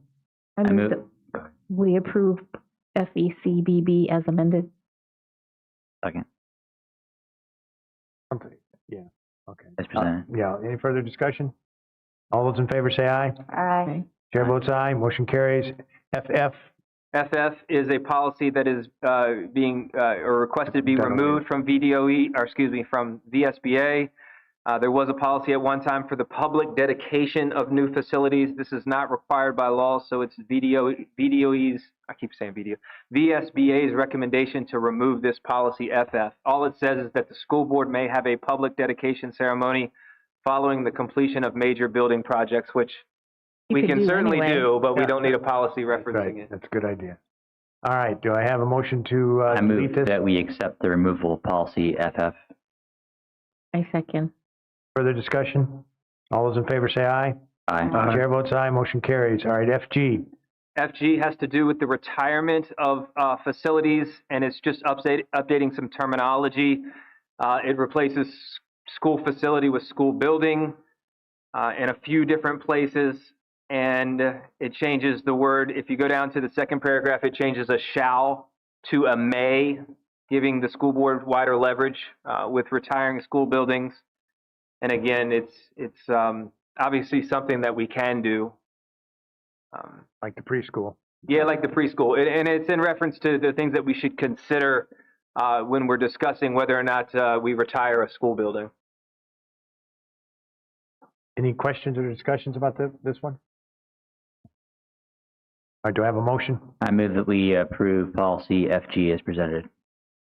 I second. Further discussion? All those in favor say aye. Aye. Chair votes aye, motion carries. GBL. GBL is personnel records. It adds a statement to create a tighter timeline in the state of Virginia for requesting and receiving employment verification from former employers. So the new statement reads, when employment verification of a former employee of the King George County School Board is requested by another school board, the school board responds within 10 working days of receiving such request. Working days is applicable to not include Saturdays, Sundays, legal holidays, and federal holidays. So in essence, it just adds a timeline to that request. So when it says employment verification, that's simply, yeah, they worked here. It's nothing about the performance. They want to, verify. It's normally not necessarily about performance, but about whether or not they were employed with us. Yeah. Further questions? No. Do I have a motion? I move to approve GBL as presented. Second. All those, any discussion? All those in favor say aye. Aye. Chair votes aye, motion carries. GC. GC is a policy, is our professional staff policy. This again came through the General Assembly, and it allows now local school divisions to award local eligibility for a one-year license. Again, this is a process that the state is pushing forward to allow more, specifically CTE teachers, but also individuals pursuing licensure in education to receive a one-year local license. I will tell you that our HR staff has contacted VDOE for some technical advice on how we award these local license, one-year licenses. But this evening, you can see the new verbiage there is just to allow local school divisions to award one-year license. I have a question on that. This third bullet point, all training requirements prescribed by law. It says that you and us, the school board and superintendent, is supposed to make sure that's done. Where are those? Well, third bullet, you said. Are you looking the third at bullet when it says, oh, now I've lost it myself. Yeah, it says any individual issued a local eligibility license is required to complete within 1 year of such licensure all training requirements prescribed by law. Where are those training requirements prescribed by law? individual? All training requirements prescribed by law. So the way I read that is the training requirements are all of the ones that we do, first aid, diabetes, all of the things of that nature. It's nothing different than what we do for any normal teacher. Nothing different than what we do. I just wanted to be sure, because it looked like it might have been something different for these. Okay. All right, any other questions about this? There's a lot here on this one. All right, if there's no questions, do I have a motion? Move that we approve policy GC as presented. Second. Any further discussion? All those in favor say aye. Aye. Chair votes aye. GCA. GCA is an entirely new policy. This is a policy in reference to the Virginia Literacy Act. It discusses reading specialists, and it really creates kind of an SOQ, or a standard of quality, for the number of reading specialists that we need based on the number of students we have enrolled by school. I will tell you, we currently meet this expectation in King George County schools. However, this is just a new policy that supports the Virginia Literacy Act.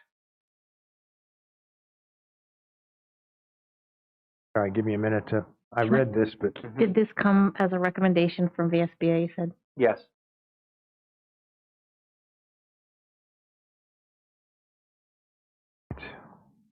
All right, any further questions on this one?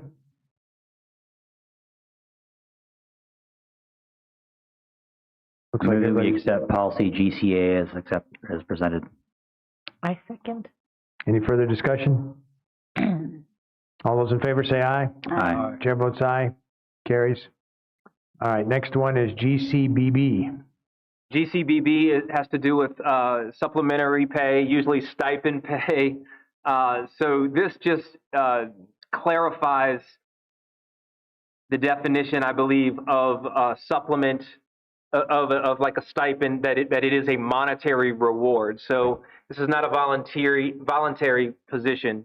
This supplementary pay also has, you can see the underlined verbiage, for which a monetary supplement is received. That's the only difference I noticed. Stipend. Why didn't they use the word stipend? That's all right. Doesn't matter. All right. I move to make a motion to approve GCBB as presented. Second. Any further questions? All those in favor say aye. Aye. Chair votes aye. It's approved. All right, GCCB. This policy is employment of family members. This policy is an adjustment of revised gender pronouns. I'm sorry.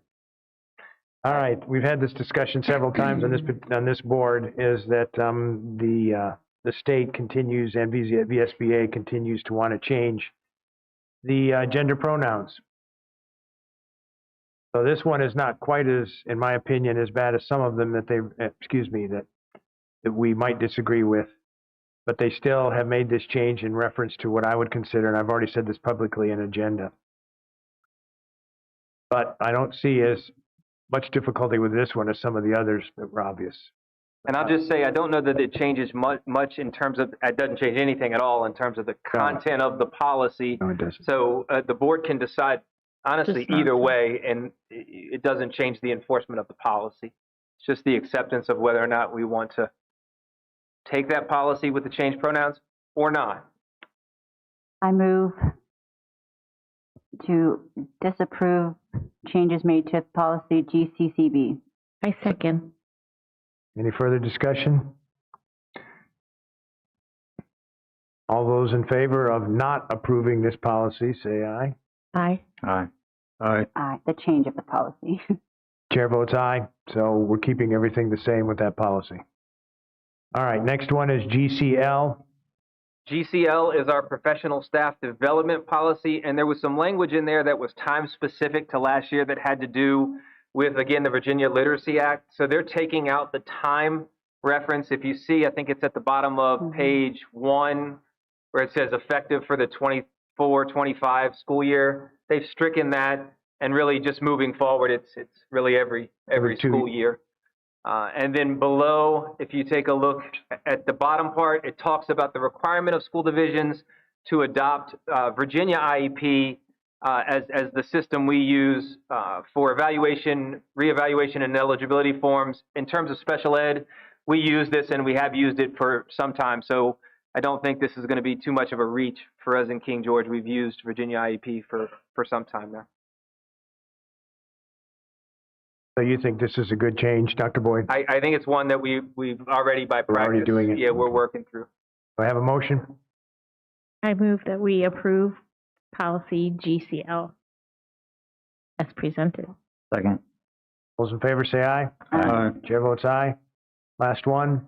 Last one is GDI. It's support staff assignments and transfers. Again, VSBA has stricken this policy because it's not legally required. Of course, this is something that the school board can certainly do, but is not required by policy. So this talks about support staff being assigned to specific positions or transferred to different positions. We don't have to have a policy by law referencing this, but as we all know, the school board certainly has the ability to do so. Why was this policy made in the first place if the school board always had the ability to do this? I don't know. It says policy deleted because it is not legally required. I think it was before all of our time. So we do all this, and it just doesn't need a policy. That's the way I see it. Any further questions or discussion? Well, it does say like the support staff personnel may request a transfer to a position within their area of competence for which they are qualified. Is this which they can do now? This isn't going to change anything with that ability. Okay. No, they can. And it's not going to stop somebody from saying, "Hey, that's not in our policy. We're shutting this down." We have a practice set up right now for if you want to request a transfer, you can. But what if like you're not here and the next superintendent comes on and decides that they want to? Yeah, right now, if you request a transfer to a different position, or you request being considered for a new position, our practice is all you do is send an email to HR requesting that new position or transfer to an existing position. I think you have a good question, Ms. Davis, in the fact that if this is not here and you're not there and maybe everybody's changed, what's going to protect the employee? Is this a practice, what we do, basically done throughout Virginia and all divisions? I can't speak to all of them, but I mean, it's a common practice in all the years I've been in education. I don't see a problem with it, but you got a good point, Ms. Davis. You do, yeah. And honestly, I mean, I don't see any harm in keeping it if the board wants to. Yeah, it's a very short policy, and for those in the audience, it reads, support staff shall be assigned to positions for which their qualifications meet the needs of the school division's operations. Support staff personnel may request a transfer to a position within their area of competence and for which they are qualified. Support staff personnel may be transferred to positions for which their qualifications best meet the needs of the school division, period. So again, VSBA is saying it's not required by law, so they're scratching it. It's a practice that we have had and will continue to have. So I really find it to be indifferent on whether or not we decide to keep it. I do appreciate Ms. Davis's point, and it's a valid one. Well, okay, legal references, Virginia Code, listed there. So that code is still there. They haven't deleted that Virginia Code, have they? They could have. They're Not that I scratching know it of. out like it has been. I mean, it looked, Well, No, they're that's just- what they do to scratch out the whole policy. because we're deleting the policy, so they just automatically scratch it out. I didn't notice. Was there usually there's a summary of all the changes? Yeah, Was all there one that said? Yeah, it's above. It just says policy deleted because it is not legally required. Is VSBA's recommendation. Well, I don't have a feeling one way or another, although Ms. Davis, you have a good point. Do I have a motion to either keep this or to delete it? I move to make a motion to keep it, just because I've dealt with a few teachers that have tried to move and felt like they weren't being heard. I would like them to have something to go back on and feel like their voice is being heard and confident. But it's up to the board. It'd be interesting to look at those legal references. And the thing is, if we keep it and it's not a VSBA policy anymore, then if any of those references change, they're not going to update it. That's a good point as well. Won't update anymore. All right, why don't we keep this for discussion item next time, and let's do just a little bit more, especially looking at the legal references and so on. We can certainly do that. Is that all right with you, I Ms. do Davis? like the efficiency of cleaning up things, though. Well, no, but you have a good point. This is the only one we did it with, Okay. and it's a small one, but we can look at that legal reference, because if we do keep it, we will get no more updates from VSBA about it. Because they're not going to update it, because they're saying we should delete it. Okay. But it doesn't mean It's not a bad one. There's no threat to it. It's just it's giving fine. staff. All right, let's keep it and just look at the legal reference. I guess I would just wonder how many staff members are going to look at this policy like, oh, I can ask for transfer, or they just can call HR, hey, can I transfer? I mean, I probably be pretty rare that they'd ever look at this. That's true. Kind of point. What's the will of the board? You want to move on with this and delete it, or keep it, or wait and look at the legal references for next time? I think we should look at the legal references for next time, just to double check. Yeah. All right, I let's, just don't think VSBA, though, would scratch it out if it was still necessary, legal. we'll look at that. Okay. All right, so if you keep that for next time, Dr. Boyd, that would be good. All right, let's go on. Now we have the, which I think several people have been waiting for, the selection procedures for the school library materials. This is what we've been referencing a lot. Hopefully the board members, I know we're tired, but hopefully we've read this ahead of time. So let's open it up. It's a discussion item. We don't have to make any move on this yet. Yeah, I mean, it's basically, it's not a fundamental change to anything, is how I read it. So, as I mentioned, I think it'd be, if a more fundamental change would be setting up a committee, but because there's no. Oh, I'm sorry. Go ahead. I know, Mr. Frank, you're saying there used to be a committee. I suppose there's nobody here that actually was around when that existed to say how that worked. Yes. Or did you? Years ago, when I first started teaching here, there was a committee. There was a book committee at the high school anyway. And then it fell by the wayside. More stuff gets put on teachers' plates. However, we do have a policy already, IIBD-R, which talks about school libraries and media centers. Regulation. Yeah. Mm-hmm. And what does it talk about a committee? It says a regulation for the selection, evaluation, withdrawal, and disposal of all instructional materials purchased. Can you say the letters again for that? It is IIBD-R.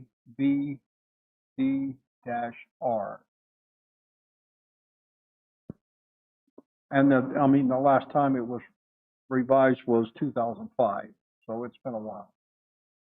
So, Dr. Boyd, would this be replacing that, or what's the proposal? So that is the practice, and you'll see that it almost, I mean, there's a lot of things in there that overlap.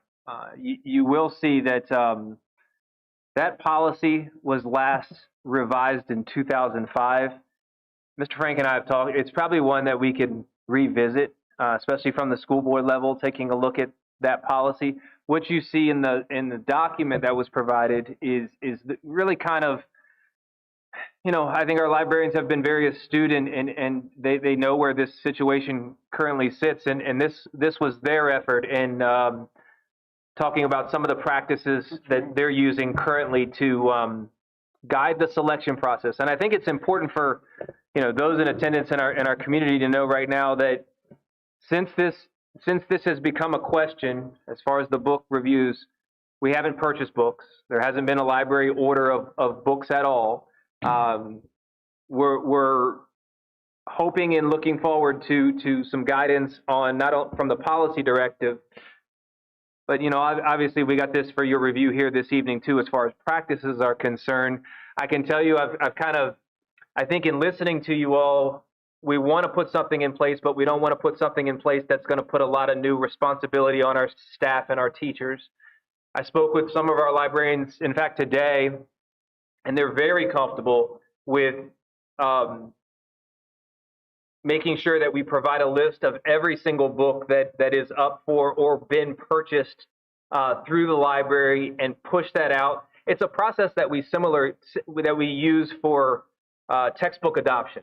So anytime we're going to adopt a textbook, let's say we use Hoyt Mifflin, every textbook that they have for that particular content area, we set up a display for, and we allow anyone, community members, parents, students, anyone to review those books. I think when we're talking about library books, we're talking about hundreds of books. I mean, we usually purchase hundreds of books annually. So I think something as efficient as, maybe an online list or a virtual process or something like that, where everyone in our community that wants to weigh in on the book selection process will have an opportunity to do it that way. I mean, we can certainly go to further extremes, but I think that process is one that would be easily accessible to our community. If you want to, anybody in our community, and any book that's being purchased or considered to be purchased will have that whole entire list will be available for review from really not just a committee, but quite frankly, everyone in our community. Yeah, because it says right here under V, public review, parents and members of the community can review all book titles by accessing the online card catalog through each school's website. So, but the new books won't be on that. So you're saying this will be? I'm saying taking that even a step further. All the new books and will the also new books specifically, because as we've all talked this evening, we're trying to move forward with books that have been purchased 10, 15, 20 years ago. But from moving forward right now, anytime we purchase books, just like textbook adoption, all of those books will be posted online for, quite frankly, anyone to review, title by title and description and things of that nature. And from there, we have our same policies in effect. We have KLB in effect. We have public complaints. So if anyone has questions with any of the books that are considered for purchase, then we can still go through the same process that we've been going through. Just a suggestion. I know nobody was here except for Mr. Frank. He was probably teaching at the time. I don't know if anybody in the audience was, but it sounds like you're saying, again, a number of years ago, there was a committee that was involved with purchasing library books. I'm just wondering why that committee was stopped. Was there one at each school or just at the high school? I don't know about the others. I know there's one. Just know the high school. I mean, I almost get the feeling, Dr. Boyd, that I agree with you. It's nice now to be able, and you'd have to almost add something here, though, because this is talking about current books. You have to add something that to change this policy right here about new books will be on display, or well, you can't on display 1,000 books, but you'll be able to the community will be able to access all new books available for review before they're ordered, I'm assuming. We can do it. I mean, I think we can probably do it either way. As far as that's going to be making sure a long process. I'm sorry. No. Well, it's the same. If you have a book committee, you gotta give them the list to look at. Keep that door open is, I guess, what I'm saying. I before you order the books, and here's what we're going to order. You got 2 weeks to decide, something like that. Yeah, we can determine a timeline. On the flip side of it, I think it is good to let the public see, but it also, like, how do the students know the new book's coming in, and they can excite more reading now that the phones are put away? Do we do that already? Like, hey, here's the new books we've ordered. They do a very good job, I think, of like displaying books in our libraries and making sure. In fact, I was over there today, and those kids are excited to read new books that are in the library. I mean, they do a wonderful job. So I think it will help it excite reading too if kids see new books. Like my kids, when the book fairs came in, we were circling the books we wanted to go look at and buy, and it's just exciting. So it's a win-win. When do they order? When does the ordering process begin? I know it's kind of all year. Typically at the beginning of the school year, correct? after we come back for in-service, shortly after now, but we've been a little conscious of where we are in the process. But typically at the beginning of the school year, we're ready to purchase books. So have we already ordered all the books for this year, or you're still no? So you're just in the process. So you've ordered like what, half of them, third of them, not even half? We haven't ordered any of them. Haven't ordered any of them yet. Okay. So, but you have a list of the books you're looking at already. I'm curious. I'm sorry. We usually don't do this, but since you're in the audience, hopefully you'll forgive me. But about how many books do you order? You know, say at least middle school and high. How many books a year do you order average? 300 or 400. High school would be the same. You don't know? That's okay. I would say roughly. Yeah, I would say it'd probably be near the same. So 300 or 400 books. And you have an idea of what those are now? Maybe not totally, but kind of an idea. Is it possible to put a list of those just books out? Excuse me, online somewhere? Am I asking? Is this too much? It's okay. Yes, it's too much. Mr. It can be done, she said. Well, I have a concern, and I hear that a lot of my team think that's a great idea. My only concern is how many. What's the appeal process when they see it and it's not even ordered yet? What's that going to look like? How do they get those books not ordered? If it hasn't even been ordered yet. So she's saying, how do they not get ordered? So if the librarians post it and someone has an issue with that book, how many appeals is that going to ask? Like, I think it's my personal opinion is to, like, are we going to trust our librarians to order books that are appropriate and then put them out there? I just feel like it might be a tough, you see what I'm trying to say? And I think that all comes back to a book committee if we want. I mean, we don't want to do that because we don't want to put that much. I think that all comes back to book committees or something that we don't really want to do because we don't want to put any more burden on teachers or librarians that they already have. However, it may be something that, you know, we need to do with, like I think Lee said, a school board member and some members of the community on that board. Well, for SMOOT, I think the board of supervisors there, they each appoint 2 people. We wouldn't have to do that big, but maybe we each appoint somebody to a committee. It depends on whether there's enough interest in supporting that. It looked like there was plenty of interest tonight. It might be, yeah. Because if they all are willing to come out, I feel like they would be willing to be a part of the solution. Let's hope, right? Yeah. So I want to make sure that we're singing from the same sheet of music is in terms of the committee. I mean, we've would the idea be that the librarians share the list? Because obviously, I don't know how big of a committee we're talking about, but we just mentioned somewhere in the ballpark of 800 books. And I don't think a committee is going to read 800 books. Is the expectation of the committee to review that list? Yeah. And go from there? Yeah, and there might be, what we definitely need here is, how much notice.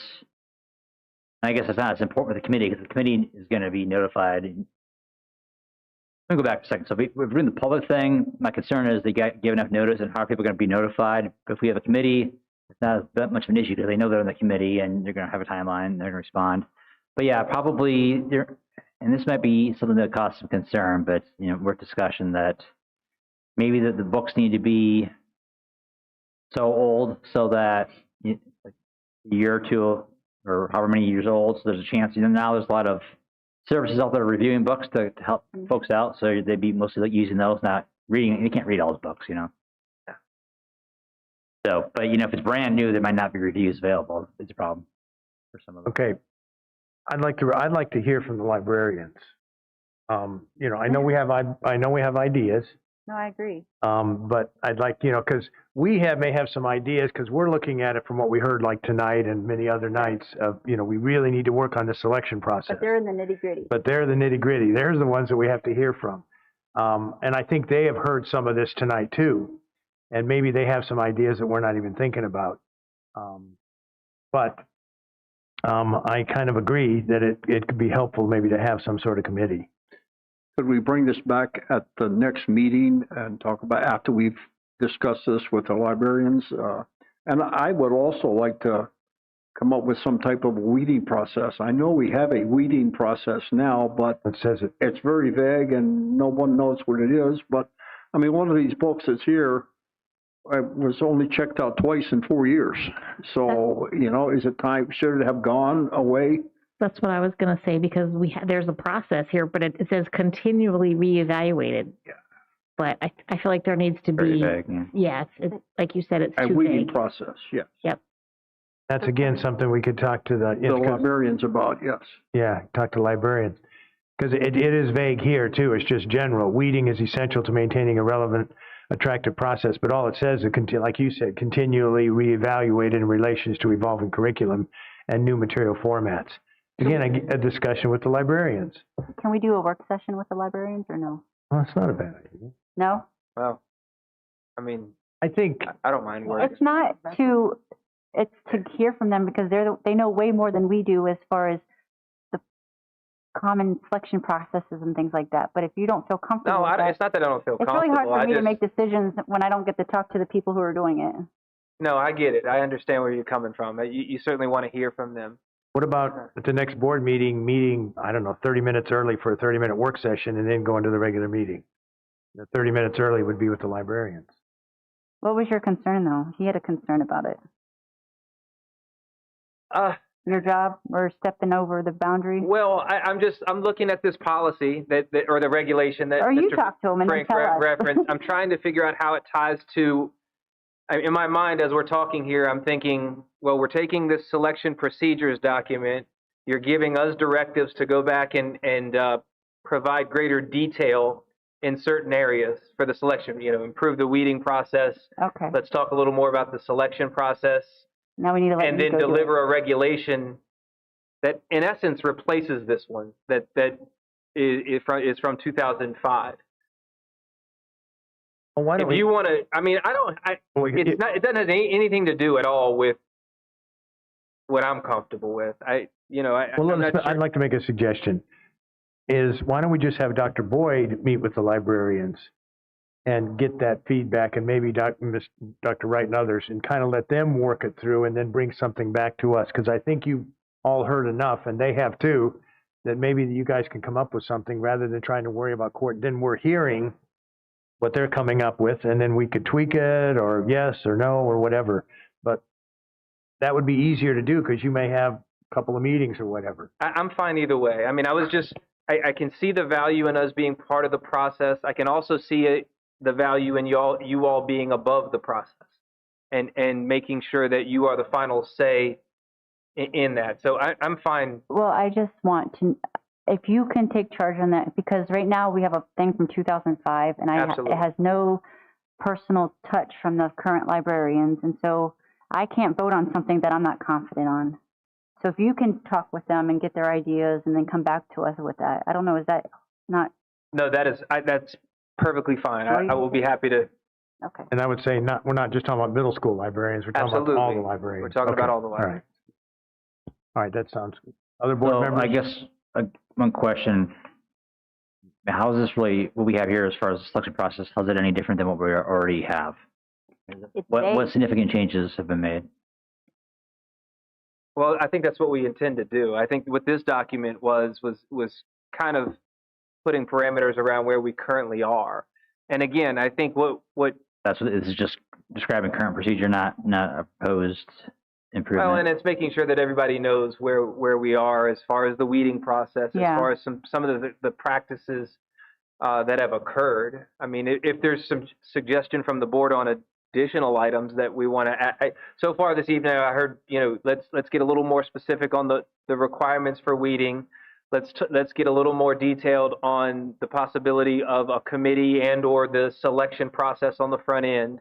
If there's further suggestion on how to, I think also we've talked here several times about, age appropriate and what, because I know when I looked on the internet, like I said, each one of the books we were talking about tonight was like 10 years old to 18 years old, depending on which group you looked at. Maybe get some recommendations from the librarians or others as to, how they make decisions in regards to what's age appropriate for that particular school. A variety of sources to make. I would add to that, just add that discussion to this. That would Mr. Roll's point about wanting to move it to the high school, and that hopefully we can help with that in the future. Understood. How's that sound? And also discussing about putting the books up before they're bought or after they're bought, but like what that process would look like as well. Okay, what that would mean to our librarians and, okay, understood. From their professional opinion, what they would think was a better idea, whatever. I really do think it's better for it. We can tweak it and look at it, but for it to start with the librarians, the one who have to deal with it, along with your oversight, I think is really a good way to do it. Understood. Sound good? All right, so we'll have something maybe next time. I know our agenda keeps getting fuller and fuller, but this is important, especially when we hear the community speaking. It's an important process. All right. I think. No, I have one. Remember, oh, that's right. You had quick. one. No, go ahead. Because I had some constituents. Well, actually, I was reading it on one of the community pages, and I'm seeing it a lot. I've dealt with it with my own kid personally. A couple questions I have about. So what happened was a parent about the buses. Parent's child, 9-year-old girl, had been, kind of bullied on the bus. This is first week of school. That was dealt with correctly. But then the second day, she went, another group of kids kind of mocked what happened the day before. And now that little 9-year-old girl doesn't even want to get on the bus. So what I did was I messaged the parent and I asked her, I said, hey, since you know more of the situation, what do you think would be a solution for this? Well, she had told me that she had talked to one of our principals in that district. And the principal recommended to her that the school board come up with a stronger policy against bullying on the buses. And so then I started talking, I talked to several, I can't remember their name to be honest, but bus drivers, because it was at lunchtime. And what I hear a lot is they don't feel like they have a voice really, that they recommend that a parent would just go to the school board or the principal because they don't feel like they have a whole lot that they can say or do. So I would like to implement if we don't already have one, either implement it or follow it maybe. I'm not sure what it looks like if we have one, but like a bullying tolerance on school buses. Because I have experienced it with when he was in second grade. The other thing is look at something to where if we have, like my daughter who's in 7th grade rides with 12th grade boys on her bus, I would like that to be divided. Some bus drivers already do it, but I would like something like that to be across the board.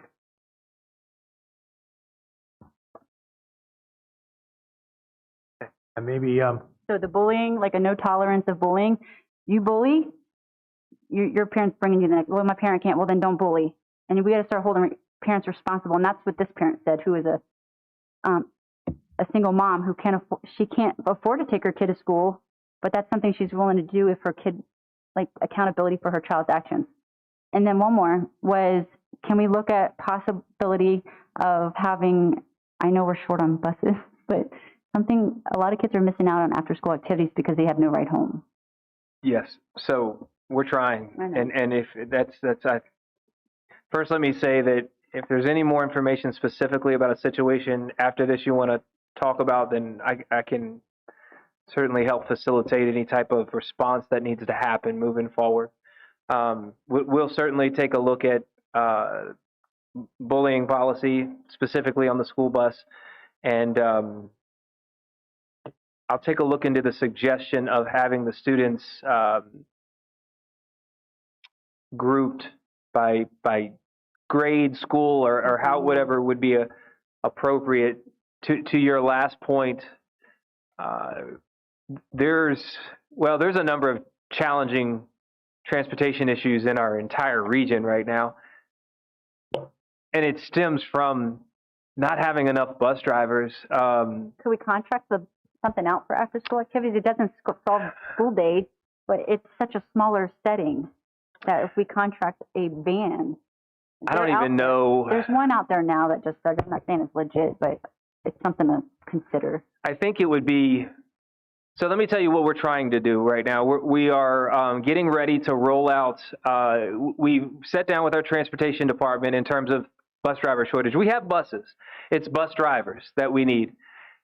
We've sat down with our transportation department. We've really tried to streamline the acquiring a CDL process, which is no small task. We're going to start pushing that out with our instructional staff, our teaching staff, quite frankly, anybody that works for the school division. And I would probably take it even a step further. Anybody that's in our community that's interested in driving a bus, then we are certainly willing and able to help you. Our transportation director would tell you this, willing and able to help you train to become a bus driver.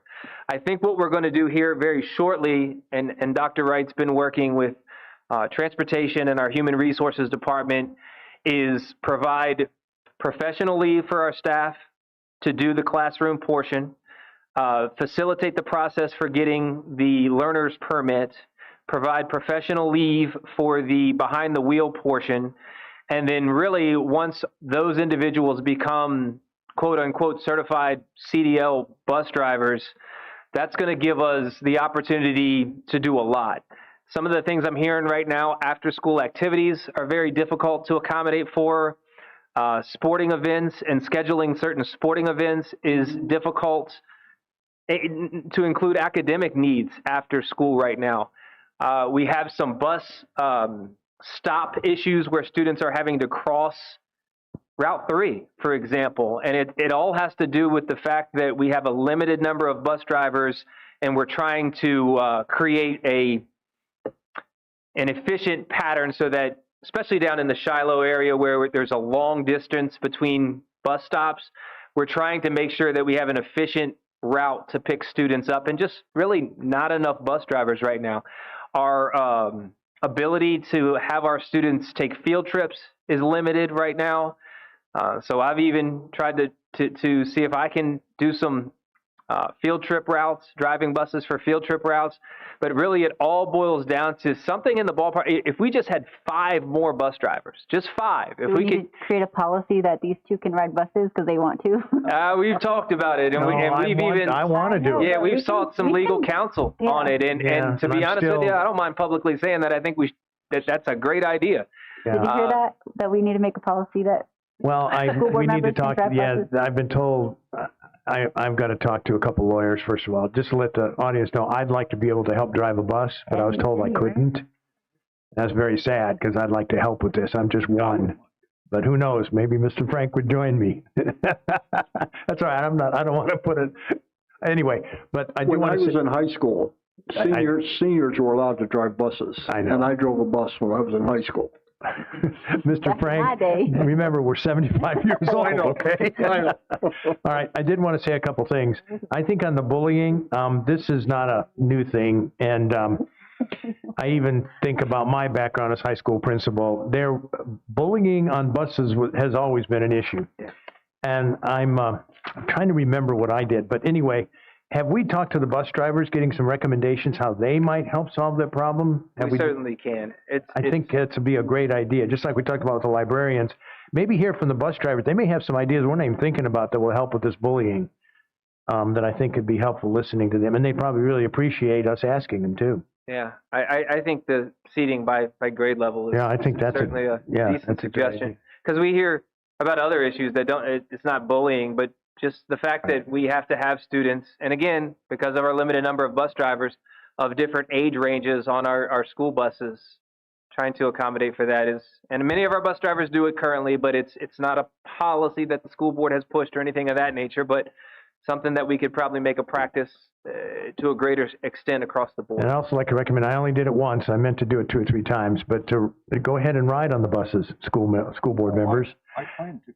Anyway, I know it's difficult, especially if you do it at 4 in the morning or whatever it is, but at least maybe riding home. I did that once and it was very helpful watching. Why can we ride in the bus? We can't drive it. No. You're just sitting in the bus. You can just look at the route. You can look at the kids, the way the discipline works, the way the bus driver. I can drive the route too, but. No, sitting in the bus is helpful. The last question, did I hear you say that the school would be willing to help even just residents of King George by helping pay for their CDL? I don't know about paying for them. Okay, because I wanted to make sure that was sort of hinted. Now, I can tell you that in the past, we've covered the CDL. I mean, we've covered the cost of the CDL. It's if you come and you decide you want to be a bus driver for us, you're not coming out of your pocket for your CDL. We've always That's what I meant. paid for that. Yes, but that's the problem is they get there, we pay for it, and then they turn around and go somewhere else and make more money. And that I've been told by bus drivers. Yes, that's very true. And it's something that either by policy or practice we could, hold on to them a little you longer. could have a minimum amount of time of service dedicated to King and if George they County don't, Schools. then they'd have to pay back the. Yeah. Or yeah. I mean, that is done. I think it'd be hard to force them to sign something, but they could say if they leave before a certain time, they've got to pay back the training. That's Yes. very common. It's very common. All right. All right, these are great ideas. So we'll do these things that we talked about. We'll talk about them at the next meeting or the one after. All right, that sounds good. All right, next we have the committee reports. We'll start over here with Mr. Frank. Any committee reports? I don't have anything. Ms. Davis, committees you're on? My brain is shot. No. Mr. Rolls, committees? None. Ms. Hoover? No. And I don't have any either because it's the beginning of the year. All right, superintendent's report. Again, very successful first week of school. I'd like to thank all of our staff for a very smooth start. I think you heard this evening, and I heard a number of times over, that the transition day that we implemented for the first time through adjusting our instructional calendar this year was very well received, and something that I think can only be improved upon moving forward. I want to make sure that the community knows, everyone that's still in attendance, for those that are getting ready to make an informed decision about the need for a school or the need for a preschool in King George County, this Friday from, I believe it's 4 p.m. to 7 p.m., and Saturday from 1 to 3, myself and our maintenance department will offer tours starting at King George Preschool, moving over to King George Middle School, and really just give you a perspective of where those buildings currently sit. And I can tell you that everyone that I've ever given that tour to that has taken me up on that offer, words can't give it enough of a description. So anyone that's interested in taking part in those tours, I encourage you to come out either Friday or Saturday. I think it'll be worth your time, especially if you're hoping to make an informed decision going into this election cycle. The cell phone thing has been quite good. It certainly will be a continued struggle, but you can hear from our student reps, and I hear it in the hallways of our school that even our students at this point are saying, I think this is a good thing, and I think I can do this. So we certainly hope that continues, but we'll continue to monitor it closely as we move forward. I think all of our stakeholders right now are feeling heard, and it's a practice and a policy that we've put in place that I think is working quite well at this point. And I'll stop there. Thank you, Mr. Chair. Okay, all right. We have board comments. We'll start with Ms. Hoover.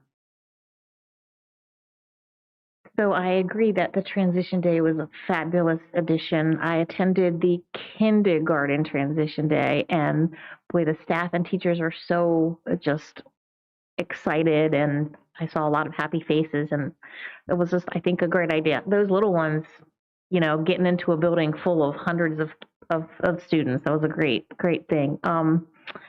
And then,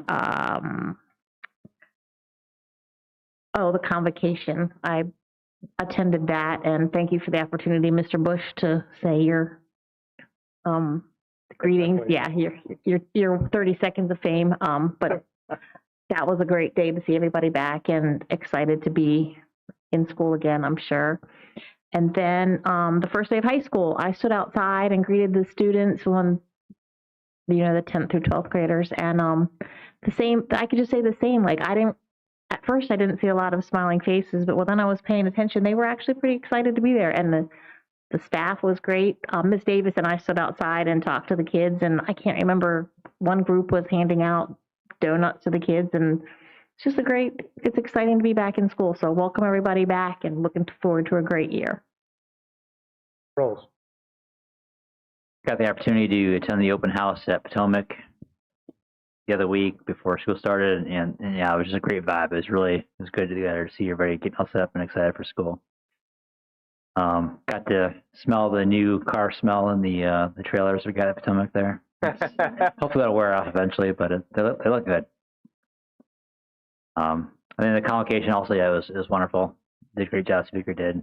You're very inspirational, just highlighting just the impact that every employee of the division has that has contact with kids. Doesn't matter what you're doing, you have a chance to have an impact with or interaction with the kids. It's a chance to make their day and make a difference. Very pleased to hear that the cell phone policy implementation's going well. Certainly spent enough time on that. I did hear some folks suggesting that we might be hearing more folks here tonight talking about that, but yeah, it wasn't much. So most of it was pretty positive. So very encouraged by that. And I have quite a few other things that I was going to talk about, but it's 10:40 at night, so Thank you. I'm going to be down there. Thank you, Mr. Paul. All right. Ms. Davis? No. So, you know, when you're on the outside of the schools and you're not really, I shouldn't say involved. I've had kids in public schools most of their life until COVID. I wasn't really involved because I was a working mom and all this stuff. But there is something exciting about it when you're in the schools and you meeting the teachers and you're seeing all the students and you're meeting, you get to see all that really does go involved in the schools, not just indoctrination and not just bad books and not just, there are all of that, like bad teachers and good teachers and whatever, but we have a lot of good here in King George at our schools. And I'm learning as we go, so it does hurt my heart too when people shoot down the system, but I mean, it needs to be fixed, don't get me wrong, or we need to protect it, I guess. Protect our children, but we have a wonderful group of people here. And actually, it showed in the convocation. There, you know, somebody told me that our teachers, there's only about 20% of teachers that are Christians in our schools, and I don't believe that. I'm not saying anything here. I don't care if you're a Christian, if you're not. But at that convocation, so many people clapped their hands. And we're happy to hear from that woman, more than 20%. So anyways, I just want to say that too. But yeah, so I'm excited about this year. I'm excited that I get to be a part of it. I do want to say something about my father-in-law today. A lot of people don't know this, but he was a substitute teacher for the high school and middle school for many, many, many years. And he's been very involved in the schools for a long time. And he has buried more people. He has married more people. He has paid more electric bills for children. He's bought more children clothes, more children their parents' gas money and food on their table. He's done so much for this community. And I'm going to be honest, I was happy about the thing that was written about him today because it shared a lot of good in him.